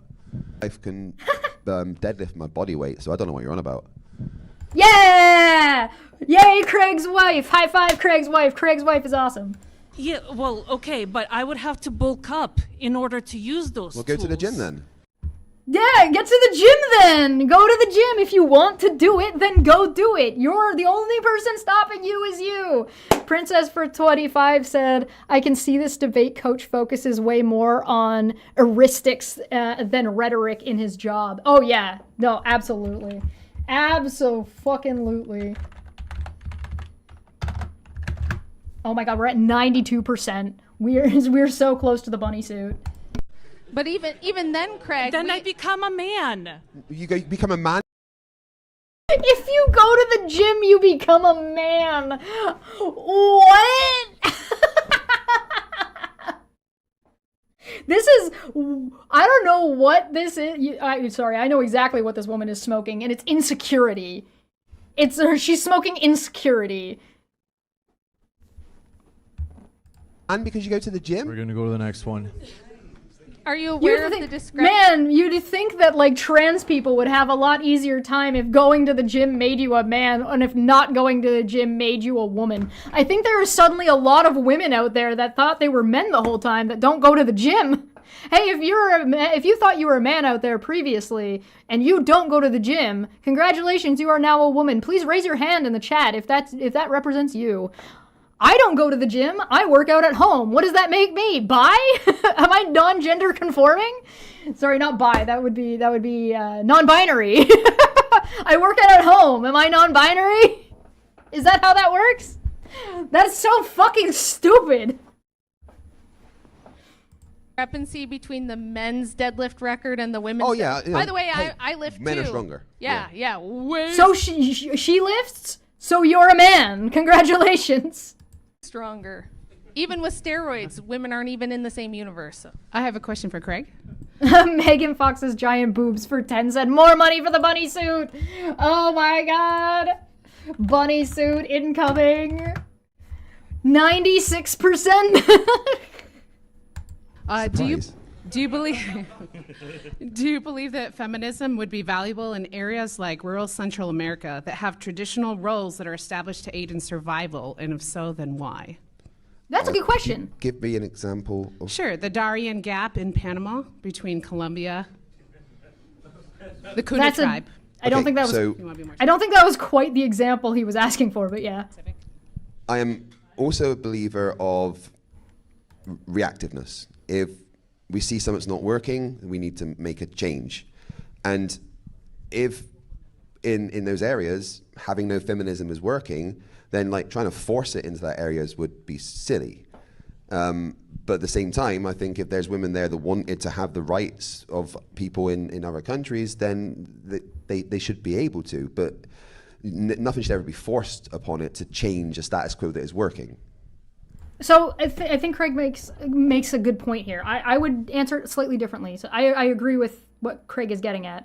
There's a difference between feminism happening in a society as that society moves in that direction versus coming in as an outsider, assuming the way you're doing something is better than the way somebody else is doing something and then enforcing it upon them, which is a very not good way to do things. It's a very like, what's the word I'm looking for? Not colonialism, not invading, but like basically that. Imperialistic. It's a very imperialistic way of looking at things. Not imperialistic as in like science, like imperial. I mean like imperialistic as like an empire. So generally you don't want to run around and just, colonialism. Generally you don't want to run around and just tell other people how to live their lives and tell like people that the way they're doing things is wrong. Because the other thing too is they might be doing feminism in their own way. That is just, I'd have to look at that tribe in particular. Having gender roles, by the way, isn't anti-feminism. You can still have gender roles and still do feminism. You can still have traditional roles. Because if you've noticed, feminism doesn't say, you're not allowed to be a woman who is a housewife working, like spending most of their time taking care of the kids and taking care of the house. Nothing in feminism says you can't do that. Nothing in feminism says that the majority of women can't be doing that or shouldn't be doing that or that the majority of women have to do that, right? It's simply saying that you ought to be allotted the choice. Just because the numbers don't come up to 50-50 doesn't mean that people don't have equal and equitable opportunity. Now, they might not have equal and equitable opportunity based on the societal norm and the societal expectation, and that is something that could be influenced, but that's not something you're gonna go and fucking bring your guns and be like, pew, pew, pew, we need more women, pew, pew, pew. Like, that's not how it works. It's kind of ridiculous. And yeah, now that's not the same as forcing them to change. And again, they might not need to. They might not need to change. They might be doing perfectly fine. The women, just because you have traditional gender roles or specific gender roles, doesn't mean that there aren't equal and equitable opportunities to do X, Y, or Z, or that one gender is being treated poorly compared to another one. If women have their rights and are comfortable and things are working like Craig was doing, like I said, Craig's answer is correct. I would throw a little bit more nuance into it, but I also am here with more time to discuss this than he is in the position to do. So then feminism wouldn't necessarily be something that would be helpful in that area? Well, it means that feminism might already be doing its thing in that area, and it might not matter. Yeah, in that area, if feminism going in would disrupt how a society functions and actually, really make it worse and destroy If it would harm infrastructure and people. everything, then introducing it would be a bad idea. But if there was There's a difference between forcing something and presenting something, right? There's a difference between going in and saying you're not allowed to live your life this way anymore, and in fact, actually, we're going to tell you how you need to live your lives, versus saying, well, is there equal and equitable opportunities in this place, and should there be? If there's not. And sometimes maybe the society does deserve to be destroyed. Maybe not by outsiders.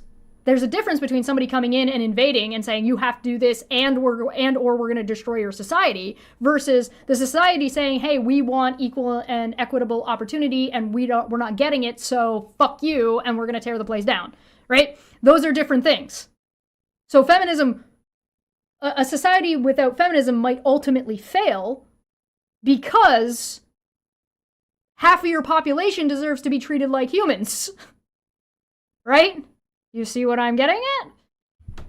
And yeah, if you were to come in and enforce it and start forcing women to do things, it would be antithetical to feminism.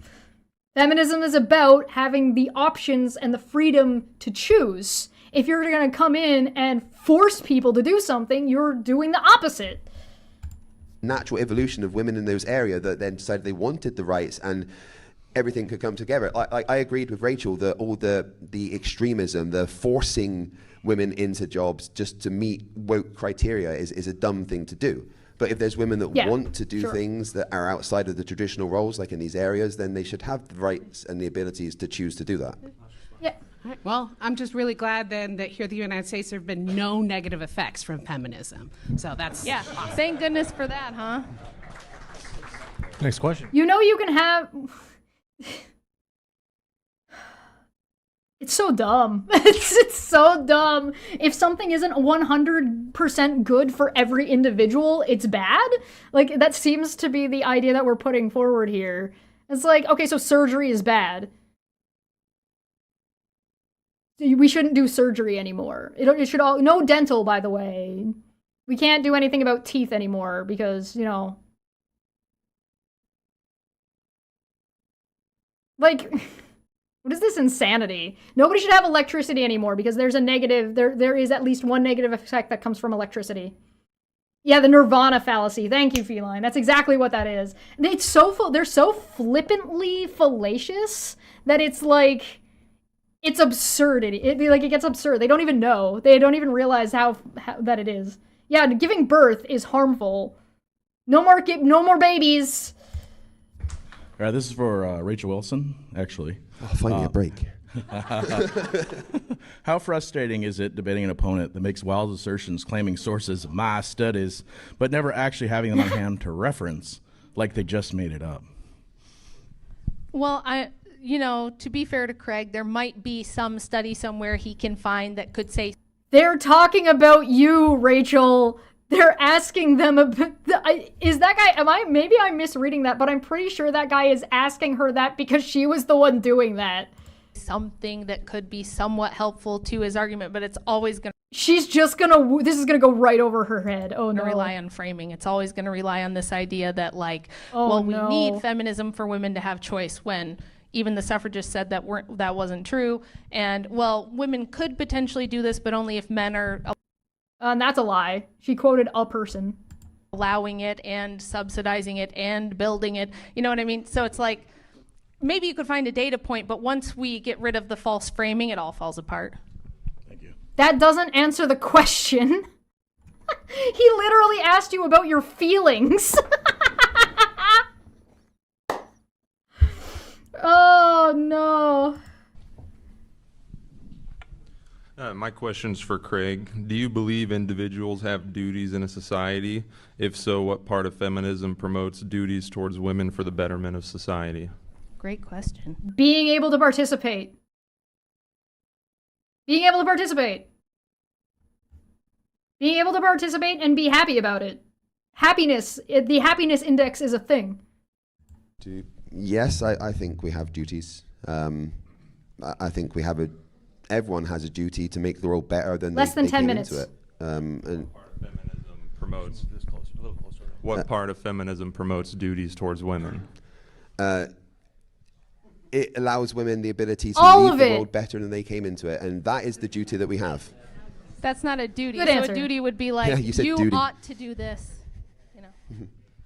Yeah, my question is for Rachel.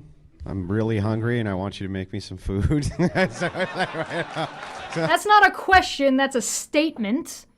If you ask her nicely or rudely, that would be a question. Lunch is right out here, so. Sorry, James. I have to go back to my real job now.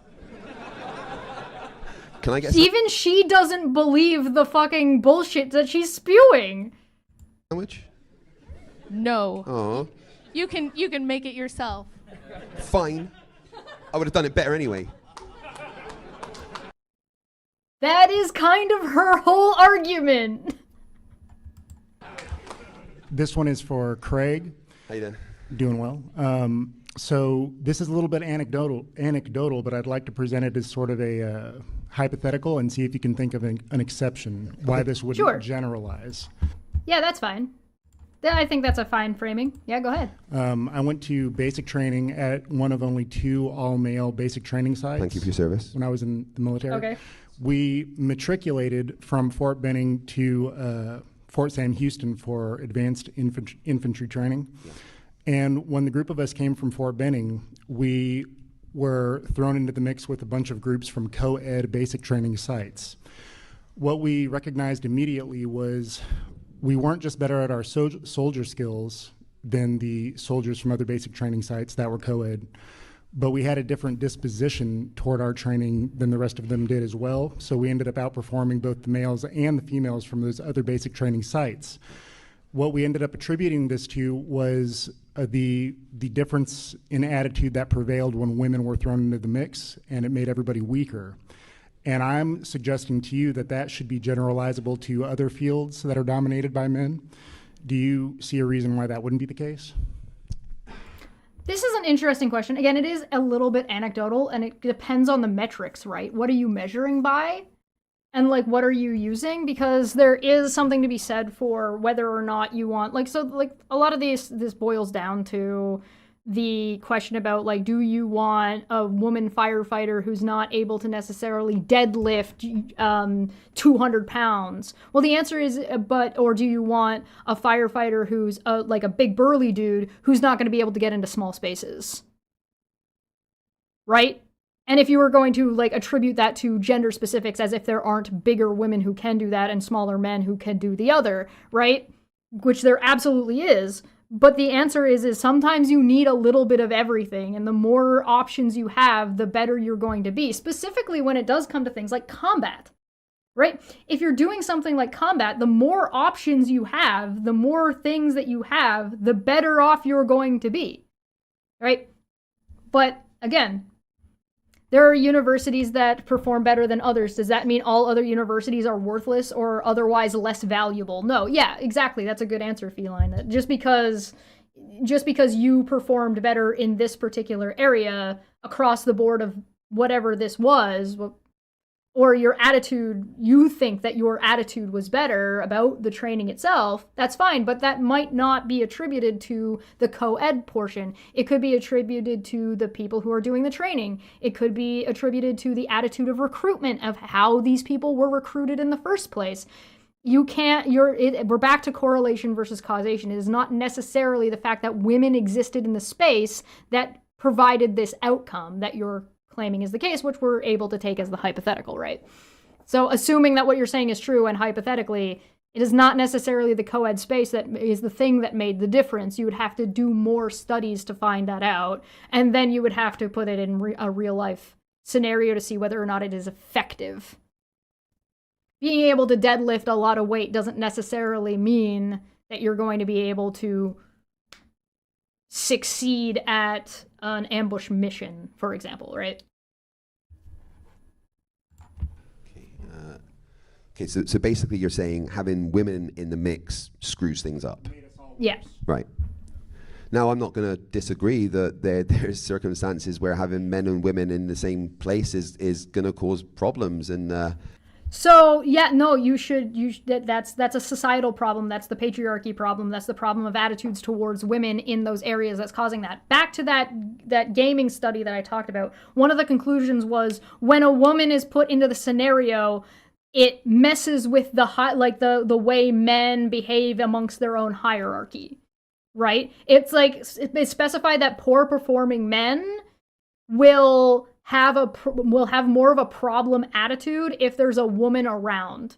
If there isn't a woman around, then they're more likely to just chill out and do their thing. But as soon as there's women there, the poor performing men become more problematic. Right? So that is not a problem from the women being there. The women exist. Period. End of sentence. The fact that men start doing a shitty pecking order thing because there's a woman there isn't the woman's fault or the woman's problem. The answer is that the attitude that men have in general needs to change. And the way that changes is slowly over time by societal pressure and by women existing in those spaces. The more women you have existing in the space, the less men are gonna fucking care about it. The more they grow up with the less fucking caring about it, the less it's going to be a problem. And it's something that just takes time, and it's something that just takes attitude, and it's just something that takes pushback. This is a problem of misogyny, it's a problem of patriarchy, and it is a problem when it comes down to the individual that men end up missing out on a lot of things because they're getting shit on by both each other and everybody. It's just men shitting on, well, it's women too. It's people shitting on men, and then men fucking making themselves the problem. It's always the fault of women. Yeah, how dare.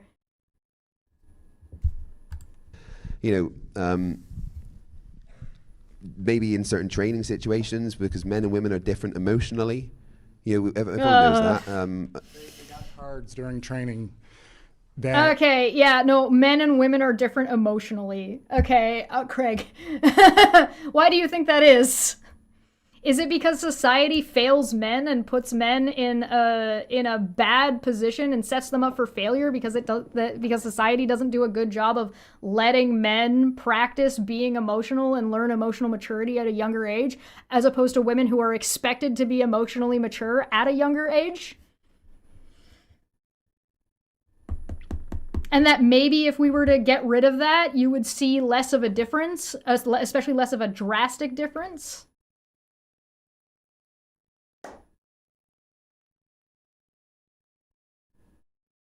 All of the arguments about women, gays, trans in the military were used against black people. Yeah, that's actually a really good way to tell if an argument is just misogyny. What if you applied it to a different group? Don't apply it to women, apply it to a different group. Does it still stand, or does it sound horribly racist? Were color-coded that alerted the instructors that they were having a bad day, and so they should be treated more softly. See, that kind of woke nonsense doesn't, I hate that, no. Yeah. If you're gonna do that, do it for everybody. I think that's fine. I think it's fine to make your superiors aware of your mental state. I don't think that's woke nonsense. I actually think that's a kind of a good idea. If you're in training and you're stressed out and you're not having a good day, but you need to go and participate in that training anyway, making your trainers aware of your mental state clearly is actually a really good idea, because then the trainer, it doesn't necessarily mean that the trainers are going to go soft. That's the assumption that you are making. It just means that the trainer can make informed decisions about what's about to happen with the training. Which seems to me like actually a very good idea. Yeah, no, thank you. We'll go to the next one. No, not just hate everybody. Borg Emporia says, so hate everyone equally. Great idea. No. Hate equal and equitable opportunity for hate. You don't just hate everybody blindly with a big paintbrush, all right? Equal and equitable opportunity to be hated. You got to give people the chance. Yeah. Hi, my question's for Craig. So if I was to be charitable here, I would say that you see feminism as just an equalizer, as a way to give women and men both the same opportunities, same access to jobs, education, etc. Equal and equitable opportunities. Why is this so complicated for people to understand? Yeah, with the caveat that I understand that men and women are not equal in every way, especially physically, yeah. So on Sure. that point, what Irrelevant. do you think is the most important job a woman could do? And can men also do that job? Are you gonna say, are you gonna say making a baby? Making a baby is a job that the biological femoids can do that the biological moids cannot do. But is having a baby the most important job a woman can do? Because that sounds fucking pretty misogynistic, my friend. Is it? Is that the best job, the most important job of an individual can do is having a baby? This question is a trap. Craig, are you gonna fall in the trap? What is the most important job that a woman can do that men can also do? What is the most important job a woman could do in her life and do you think that job is something a man could also do? No. Women... He fell doing for the it. miracle of childbirth is the most important thing that exists, and men can't Boo! do Boo! Boo! Boo! Boo! Boo! Boo! Boo! Boo! Craig, you fell for the trap.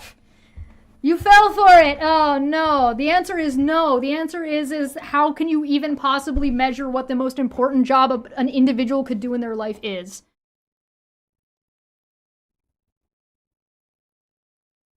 Switching it, so answering it with to be a parent would be actually a pretty decent, would be a better answer. I agree with Megan Fox's giant boobs.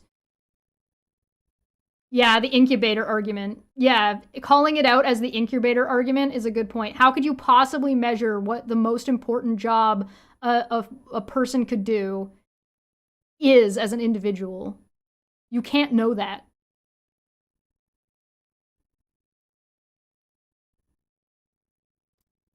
The answer to this is either calling it out as the misogynistic nonsense it is, or shifting it, because this is one of those flips where you're like the difference between an individual versus the opportunities, equal and equitable opportunities. Because guess what? You can pop out a baby and still do any job. Popping out a baby does not preclude you from doing any other job.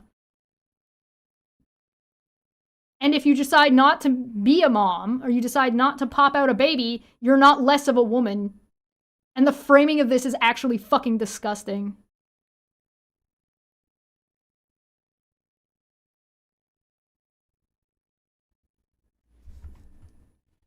Do that.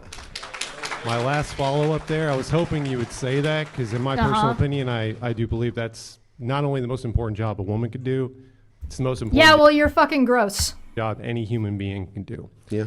And I also want to know, do you think feminism encourages that job? Literally, basically anybody can fucking get pregnant. Like, that's not even hard. Sorry, I was too distracted by how fucking disgusting your face is. Important job a Continue. woman could do. It's the most important job any human being can do. Yeah. Look at this fucking Justin Bieber haircut. I also want to know, do you think feminism encourages that job? Yes, I it does. think it gives them the choice to do the job. Ready for the... I think, let me see how many we can get through. Ready for you, though. He looks like an incel. Yeah, he looks like somebody who spends way too much in like the incel part of fucking Reddit. My question's for Craig. Speaking of evidence, you said that women wrote the code to send us to the moon. Do you have evidence of this code or its significance to the outcomes? Seems like NASA. There's literally a picture of the lady standing beside the fucking pages and pages of code. What do you mean? Oh no. Accidentally isn't able to validate the data point. They have literal like pictures of her with the code that she wrote. The code is available on nasa.org to view. Got to go to the next question. So the answer was yes. We have just these last two questions, so we can't take any more after this. Hey Don, how you doing? Hey Craig, how are you? Not Good to bad, see you man. again. So I just really quickly, there was a math problem I'm struggling with, and I know you're a math guy. Uh-oh. I want you to explain to me how 1% of the women can do 40% of the jobs. Because 1% of the What? women, you agreed, is about the number of women that are strong enough, physically durable enough to do the male jobs. 1% of women, and there are less women than men currently. And men, let's take 40% of the men that are doing the hard work. How is 1% of women going to do 40% of the jobs? I'm having a problem with this math. I'm having a problem with your math because it doesn't fucking make any sense. Your math is not mathing. I think the reason you're struggling with the math is because you've got the wrong integers. You've taken the word problem and you've plugged in the wrong numbers. There's a difference between 1% of women are doing the jobs and the number of women physically capable of doing the job, right? Just because they're not doing the job right now does not mean that they're not physically capable of doing said job. 40% of jobs are not equivalent to Navy SEALs. Well, the other thing too with the Navy SEALs, for example, I'm back to this other problem. The Navy SEALs training is catered and specifically for men. Do you not think that if we were going to train women to be at the Navy SEAL level, that we would not cater the training to women to get them to that level? Now, it might, so the level stays the same, but the training is different? If we're agreeing that men and women are different from a strength and biological level, if you want to get women here, why would you use the training and sets of expectations to get from point A to point B to be the same? Just because the training is different to get them to point B over here starting from point A, because they're starting at different points. Why would you expect women, if you go from point A to point B, from here to here if you're a man, and you're starting here, but as a woman you're starting over here, if you go this way to do the same training to get to here, you're ending up in a different spot. So why wouldn't you adjust the training? So you're still able to do the same thing at the same level, at the same rate. It used to take a different path to get there. Why would you not change that? So again, we're back to your math isn't mathing. And because you're saying that feminism shouldn't exist or women are bad because the things that we've catered and built around men's capabilities, women don't fit into, while also saying that it's true that men and women are different.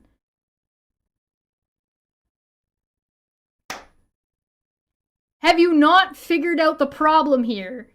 Have you not realized it? That all of the things that you're saying and all the points that you're making are actually reasons as to why we do feminism. To help equalize that board, to enable women to be able to compete and participate at the level that men are participating at. Why do you not want women to participate at this level? Is it because you hate women? Again, I would put it down to the fact that we live in a world where tools exist that allow women to do those jobs. Strong men need those tools to do the job. That's 40%. 1%, 40%. The math doesn't math. But there's tools The math doesn't math because you're mathing wrong. that can make the women just as strong in doing these jobs. but again- what jobs specifically are you talking about? But the 40% of the men need those tools. So if 40% of the men need... Oh, so he's saying like the men are strong and the men are using the tools. Therefore, if women aren't as strong as the men, they can't use the tools. You're saying that the women can't use the tools, but you're saying it in a really weird way because you're a fucking tool.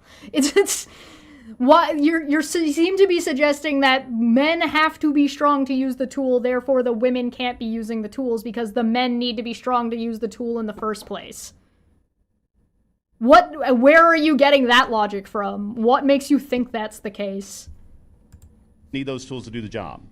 But you only have 1% of women that are strong enough to do the job that 40% of the men do. To use the tool. To use the tool. You're saying that you need 1% of women are, only 1% of women are strong enough to use the tool to do the job. That's what you're trying to say.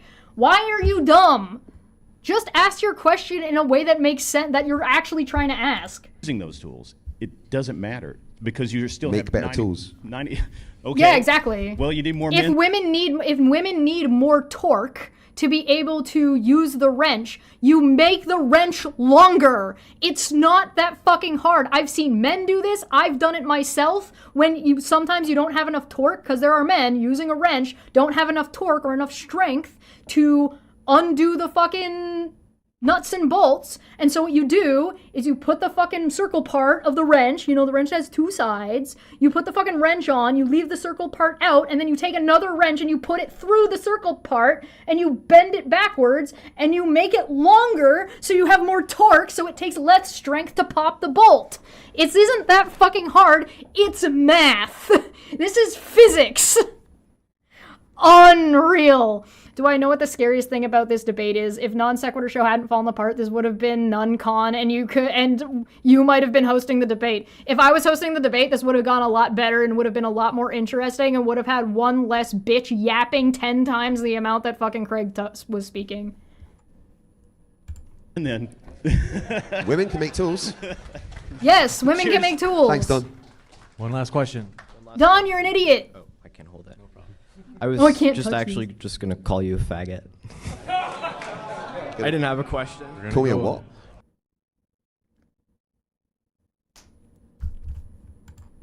Good job, James. Good peak. Good shit. What an audience you got there, James. Good shit. I sure hope this guy's house doesn't get egged. That would be a real shame.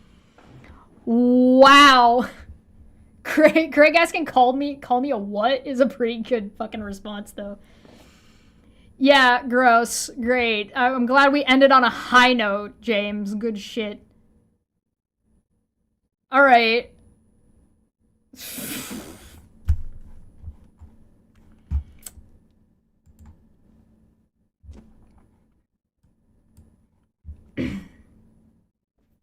Now play the video of that guy getting kicked out. Where is that video?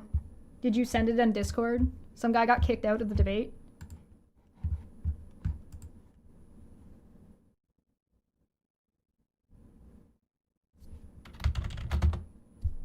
What? Sorry, I'm looking for it right now. I need a cigarette now. Did we post the guy getting kicked out of the debate somewhere? Discord DM, okay.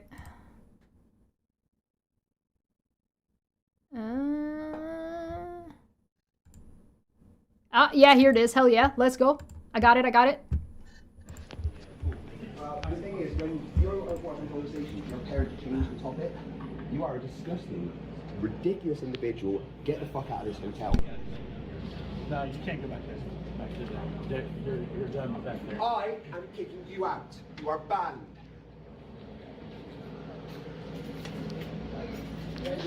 Yeah, Good job, Craig. when you're watching conversation, you're prepared to change the topic. You are a disgusting, ridiculous individual. Get the fuck out of this hotel. No, you can't go back there. Yeah, you don't get to go back. I am kicking you out. You are banned. Good job, lady. We get to end on a high note. The bigot got kicked the fuck out and shut the fuck down. Good job, Craig. With his, absolute backbone. Good job. Fantastic. Didn't touch him. Didn't fucking do any, just fucking beat him off with words, kicked him out of the fucking, nobody gets to play with you. The thing is this is DebateCon and it was Craig that needed to kick him out. The fact that Modern Day Debate didn't and James didn't do it and Craig stepped up to do it anyway. And keep in mind, this is extra risky for Craig to do, right? Because Craig is not in his own country. The United States is in turmoil right now and Craig has to travel. And so, Craig is the one putting his neck out to fucking deal with that. Well fucking done getting that guy kicked out. Good job fucking calling him out. It looks like there were some words that were happening even before this video was taken. Good job. I might not have agreed with every single argument that Craig made or every single point that Craig made, and that's fine and that's okay. That's what these discussions are about. But we fucking points and credit where credit is fucking due. Hell yes. Good job. Borg, is this your video? Did you take this?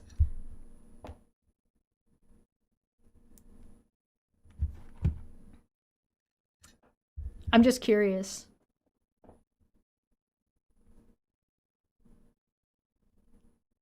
Political courage. Yeah, absolutely.